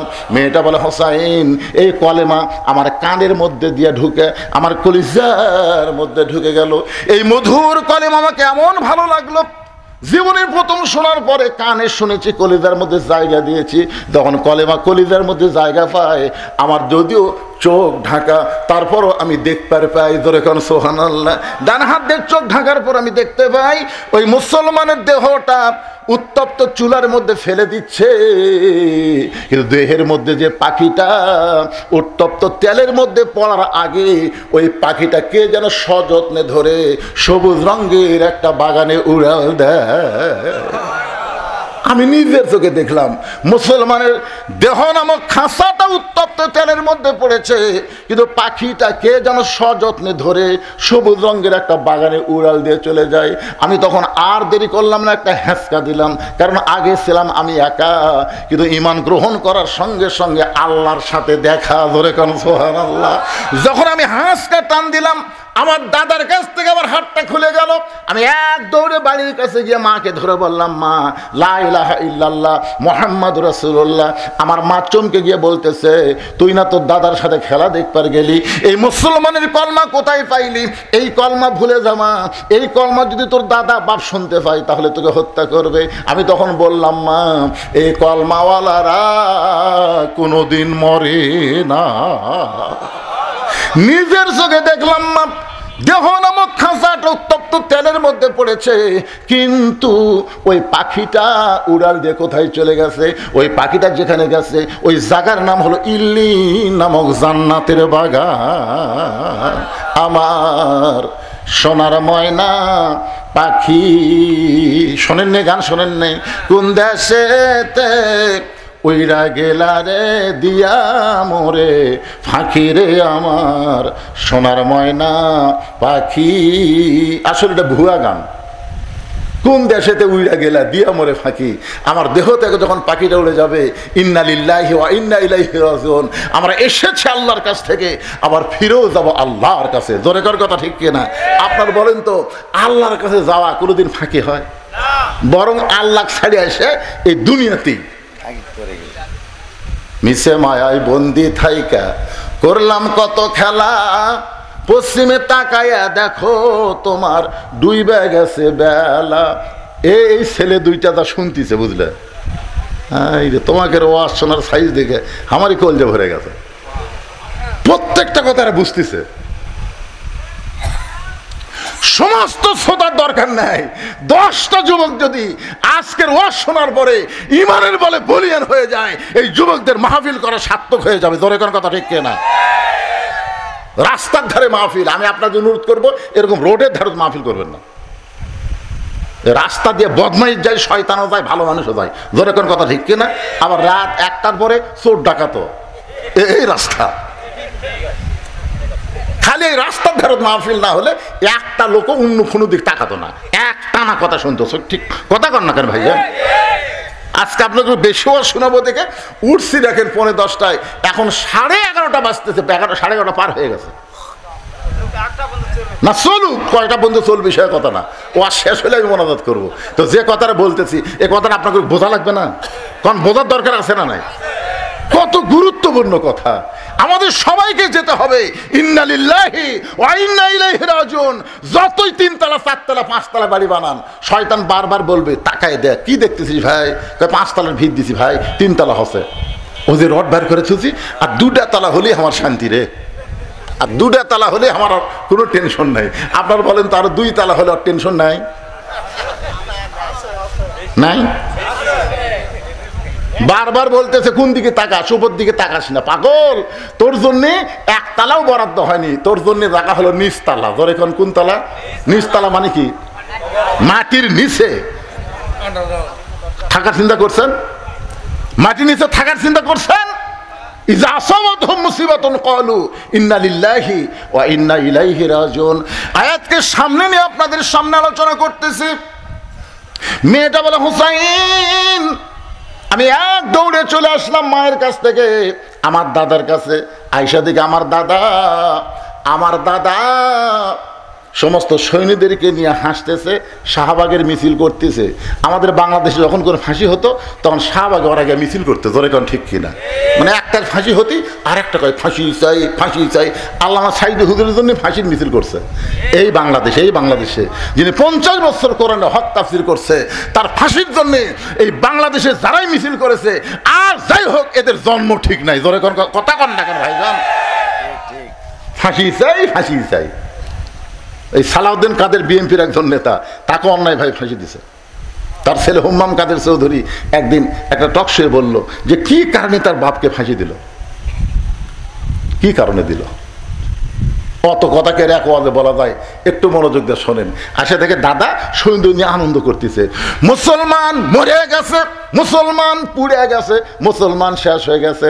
এমন সময় নাতি বলতেছে, কানার ভাগ্যে ধন মিলে না, সামনে পড়ে আছে সোনা, কানা দেখতে পায় না, মাটি মনে করে ফাইলে দেয়, হাতে তুলে নেয় না, কানার ভাগ্যে ধন মিলে না।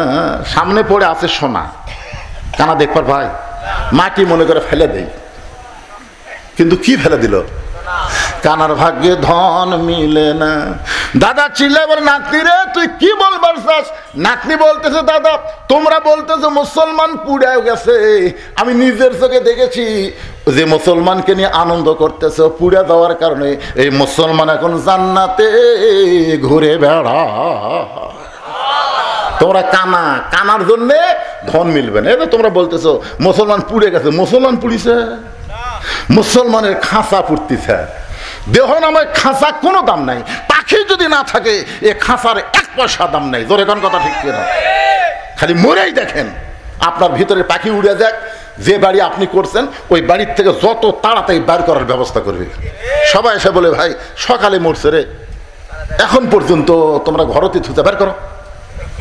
আপনারা বলেন তো, যাই বলতেছে বের করো, ওই কি ওরা আপনজন না? ওই কিন্তু সব শুনতেছে। যে মারা গেছে যতক্ষণ পর্যন্ত কবর দেওয়া না হবে, মায়ের সাথে হাদিসটা আছে সেমাল মাউতা, মৃত্যু ব্যক্তি সব শুনতে পায়, এমনকি সব দেখতেও পায়। এখন এত টাকা দিয়ে যে বাড়ি বানাচ্ছে, সেই বাড়ির থেকে টেনে টেনে বার করতেছে, ওর অবস্থাটা কি হচ্ছে বুঝছে? মেয়েটা বলে, হুসাইন 6 বছর বয়সে আমার দাদার সাম্রাজ্যের ছোট্ট চেয়ারে বসে আমি দেখেছি একজন মুসলমানকে হত্যা করা। ওই দেখার পরে আমি ঈমান গ্রহণ করেছি। এইভাবে 6 বছর বয়সে ঈমান নামক মহামূল্যবান নিয়ামতটা আমি পেয়েছি। সঙ্গে সঙ্গে হুসাইন বলে, রে মেয়ে, 2 নম্বর প্রশ্নের উত্তর যেমন আশা করেছিলাম তার চাইতে 1000 গুণ তুমি সুন্দর দিয়েছ। ওমর ফারুক বলতেছে, আমার ঘটকাটা আল্লাহ কবুল করছে। হুসাইন বলে, এত সহজ না, 3টার উত্তর না দিলে আমি বিবাহ করিব না। ওমর ফারুক বলে, হোসাইন এখন তাহলে তুমি 3 নম্বর প্রশ্ন করো। এবার হোসেন বলে, রে মেয়ে যুবকেরা, এটা একটু মনোযোগ দিয়ে শোনা লাগবে। 3 নম্বর প্রশ্ন হলো, বিবাহের পরে আমার সঙ্গী তোমার থাকতে হবে। কি মনে করতেছেন? এই যে আবু তোহা আদনান বিয়ে করছিল, এক বউ থুয়ে আর একটা বিয়ে করেছিল ঢাকার যা, যার জন্যে হারানো নাটক হলো। আবু তোহা আদনান ঘুম হয়ে গেল, আসলে ঘুম টুম কিছুই না, ওই দ্বিতীয় বিয়ে। কি মনে করছিল? সে বউ আবার ছেড়ে গেছে। তাহলে কথাটা খুবই গুরুত্বপূর্ণ। হোসাইন বলতেছে, যিনি যুবকদের জান্নাতের যে সর্দার হবে, সেই প্রশ্ন করতেছে যে বিবাহের পরে আমার সঙ্গী তোমার থাকা লাগবে। বিয়ার আগে না বিয়ার পরে? আজকে আমাদের যুবকেরা কোনটা ভালোবাসে, বিয়ার আগেরটা না পরেরটা? বিয়ার আগেরটা বলতেছে, তুমি আমার জীবন, তুমি যদি চাও আমি পাহাড়ে উঠবো, তুমি যদি চাও আমি সাগর ডেঙ্গায় যাবো। যে শালা পগরত পড়ে পানি খায় ওই বলে সাগর ডেঙ্গাবি। তুমি জানো না গো, এক রাত তোমাকে দেখিনি, মনে হয় 1 বছর দেখিনি। মেয়েটা মনে করে আল্লাহ কাল প্রেমিক পুরুষ দুনিয়াতে নাই, চিটিং এই যে সিটার, এটা বুঝবি বিয়ার পর। ধরে কর ঠিক কিনা? আল্লাহর কি কাম, ওরই সাথে বিয়ে হচ্ছে। বাসর রাত্রে ওই বাসর করা বাদ দেওয়া লাখ টাকা ঘুম পাড়তেছে। বউ কয় কে গো, আজকে বাসর রাত, ঘুমাও কেন? তুমি না কইছো এক রাত না দেখলে এক বছর দেখা হয় না, তুমি আমার জন্য পাহাড়ে উঠবে, তুমি সাগর ডেঙ্গে যাবে, আজকে ঘুম পাড়তেছে। এলা সিটারই রে পাগলি, তো সিটারে না গেলে ঘর তুলতে। বিবাহের আগে কোন মেয়ের সঙ্গে প্রেমের সম্পর্ক নিয়ে একটা কথা বলা কবিরা গুনাহ। কথা কন কি গুনাহ? জান্নাতি যুবকদের সর্দার দুনিয়ার সমস্ত যুবকদের বুঝায় গেল বিবাহের আগে কোনো সম্পর্ক চলবে না, বিবাহের পরে আমার সঙ্গী তোমার থাকতে হবে। মেয়েটা ফোঁপায় ফোঁপায় কাঁদতেছে। ওমর ফারুক বলে, মা দুইটা কঠিন প্রশ্ন করেছে, আর সেই দুইটার উত্তর তুমি দিলা, এই সহজ প্রশ্নের উত্তর না দিয়ে তুমি কেন কাঁদতেছো? তুমি বলো, হোসাইন বিবাহের পর আমি তোমার সঙ্গী থাকবো, বিবাহের পর আমি তোমার সঙ্গী থাকবো। মেয়েটা বলতেছে, আমিরুল মুমিনিন এমন উত্তর দিলে আপনি বিশ্বাস করতে পারেন, কিন্তু হোসাইন এমন উত্তর দিলে বিশ্বাস করবে না, বিয়ার পর আমি তার সঙ্গী থাকবো। এই কথাটা বলা যায়, কিন্তু এই কথাটা তাই সে বিশ্বাস করবে না। এবার বলে, মা তাহলে তুমি কি 3 নম্বর প্রশ্নের উত্তর দিবার পারবা না? মেয়েটা কিছুক্ষণ পরে বলে, আল্লাহ, মনে মনে আল্লাহর সঙ্গে যোগাযোগ করতেছে, আল্লাহ দুইটার উত্তর দিয়ে দিলাম, এইটার উত্তর কি দেব? এমন সময় আল্লাহ পাক ইলহামের মাধ্যমে মেয়েটাকে জানাই দিল, রে মেয়ে তুমি উত্তরে বলো। একজন মস্ত বড় আল্লাহ নবী ছিল, সেই নবীর নাম হলো আইয়ুব নবী। জোরে বলেন কি নবী? আইয়ুব নবী যখন সুস্থ ছিল তখন তার অনেকগুলো বিবি ছিল, বাদশাহী ছিল, চাকর নৌকর অনেক কিছুই ছিল। কিন্তু আইয়ুব নবী যখন অসুস্থ হয়ে গেল, অসুস্থতার মাত্রা যখন বেড়ে গেল, একসময় আল্লাহ তার দেহের মধ্যে গোস্তর পচন ধরে দিল। তখন কিন্তু চাকর নৌকর কেউ তার সঙ্গে থাকলো না, এমনকি তার বউগুলোও তাকে ছেড়ে চলে গেল। আইয়ুব নবীর শরীরের দুর্গন্ধ হওয়ার কারণে লোকালয় থেকে তাকে জঙ্গলে ফেলে দেওয়া হলো। তখন জঙ্গলে যখন ফেলে দেওয়া হয়েছে, তখন একটা বিবি আইয়ুব নবীর সঙ্গ ত্যাগ করে নাই, সেই বিবিটার নাম হলো রহিমা। মেয়েটা বলে, হোসাইন রহিমা যেমন আইয়ুব নবীর সুখের দিনেও ছিল, কষ্টের দিনেও ছিল, এমনকি সমস্ত মানুষ আইয়ুব নবীকে যখন ত্যাগ করেছে, রহিমা যখন ত্যাগ করে নাই, আমি রহিমার মতো বিবাহের পরে আপনার সঙ্গে থাকতে চাই। হোসেন বললেন, তোমাকে বিবাহ করাতে আমার কোনো আপত্তি নাই। আমার নানা যেমন নানি পাইয়া ভাঙ্গা ঘর জান্নাত হয়ে গেছে, আমার মা যেমন খাতুনে জান্নাত ফাতেমারে পাইয়া কষ্টের ঘরের সুখের শান্তির বাতি জ্বলাইছে, আমি হোসাইন তেমন একটা মেয়ে পাইলাম, এই মেয়েটার সঙ্গে বিবাহ করতে আমার কোনো আপত্তি। আজকের এই ঘটনার ভিতর দিয়ে আমি আপনাদের সামনে যে জিনিসটা তুলে ধরার চেষ্টা করি, সেটা হলো যত বড় বিপদ আপদ মুসিবত আসুক না কেন, মুসলমানের জন্য সবচেয়ে বড় বিপদ সামনে অপেক্ষা করতেছে, সেই বিপদটা হলো মৃত্যু। জোরে কোন কথা ঠিক কিনা? এই জন্য আল্লাহ বলেছেন, লা তামুতুন্না, মৃত্যুবরণ করো না, ইল্লা ওয়া আনতুম মুসলিমুন, মুসলমান না হওয়া পর্যন্ত। মুসলমান হয়ে যদি মরতে চাই, তাহলে বৎসর অন্তর শুধু কোরআনের একটা মাহফিল করলে হবে না, আল্লাহর এই কোরআনে বাস্তবে গ্রহণ করা লাগবে। জোরে কোন ঠিক কিনা? আল্লাহ আমাদের সবাইকে এই কোরআন মোতাবেক নিজের জীবন পরিচালনা করার তৌফিক দান করুক। সকলে বলে আল্লাহুম্মা আমিন। আমার চেয়ারম্যান হয়ে যাওয়ার চাইছিল, আমি বলছি না, একটু বসেন। কি জন্য বসালাম? অন্য কোনো জায়গাতে এরকম চাপ দেবো না। আজকে আপনি কইছেন লম্বা একটু ওয়াজ করা লাগবে। কি বিরক্ত হলেন? না। রাগ করলেন? না। মাশাআল্লাহ। কারণ আপনাদের ভোট দেওয়া প্রতিনিধি, একটা কথা উনি বলেছেন, আমার খুব কথাটা কলিজাতে আঘাত পাইছে, যে আমি 4.5 বছর কি ছিলাম, মিনি আয়না ঘরে ছিলাম, মিনি আয়না ঘরে। সে কথাটা আপনারা বুঝতে পারছেন? চেয়ারম্যান হতে ঠিকই, কিন্তু সে কোনো কাজ করতে পারে নাই। সামনে 1 বছর সময় আছে, আমরা সবাই দোয়া করব আল্লাহ তাকে সুস্থতার সঙ্গে নিয়ে খায়াত দান করুক। জোরে কোন আমিন। এবং 1 বছরের মধ্যে মানুষের মন জোগানো বড় কঠিন ভাই, খুবই কঠিন। তার মধ্যে চেয়ারম্যান হচ্ছে সবচাইতে, এরা তৃণমূল পর্যায়ে নেতা, একটা সাধারণ মেয়ে মানুষ বলতে, ও চেয়ারম্যান সাহেব আমার বৃদ্ধা ভাতার কি হলো দেখছেন? চেয়ারম্যান কিন্তু যাই তাই ধরে, ধরে কার কথা ঠিক কিনা? এমপি কেউ ধরা পারে না, মন্ত্রী কেউ ধরা পারে না, কিন্তু এইগুলো নেতা সবাই ধরে। তাই ভাইটাকে বললাম 1 বছরের মধ্যে আপনি পারবেন কিনা আল্লাহ ভালো জানে, তবে পারার মতন যেন তৌফিক দান করে। ধরে কারণ আমিন। মুরব্বী, ও মুরব্বী বসেন, এখন দোয়া হবে, বসেন, আর ওয়াজ নেই, এখন দোয়াটা করে যান বাবা। জীবনের শেষ দোয়া হতে পারে। আজকের মাহফিলের দোয়াটা আমার আপনার জীবনের শেষ দোয়া হতে পারে। ধরে কোন ঠিক কিনা? এই জন্য সকলে ইস্তেগফার বলেন, আস্তাগফিরুল্লাহ রব্বি মিন কুল্লি জামবি ওয়া আতুবু ইলাইহি, আস্তাগফিরুল্লাহ রব্বি মিন কুল্লি জামবি ওয়া আতুবু ইলাইহি, লা হাওলা ওয়ালা কুওয়াতা ইল্লা বিল্লাহিল আলিয়্যিল আযীম। আল্লাহুম্মা আমিন। আল্লাহুম্মা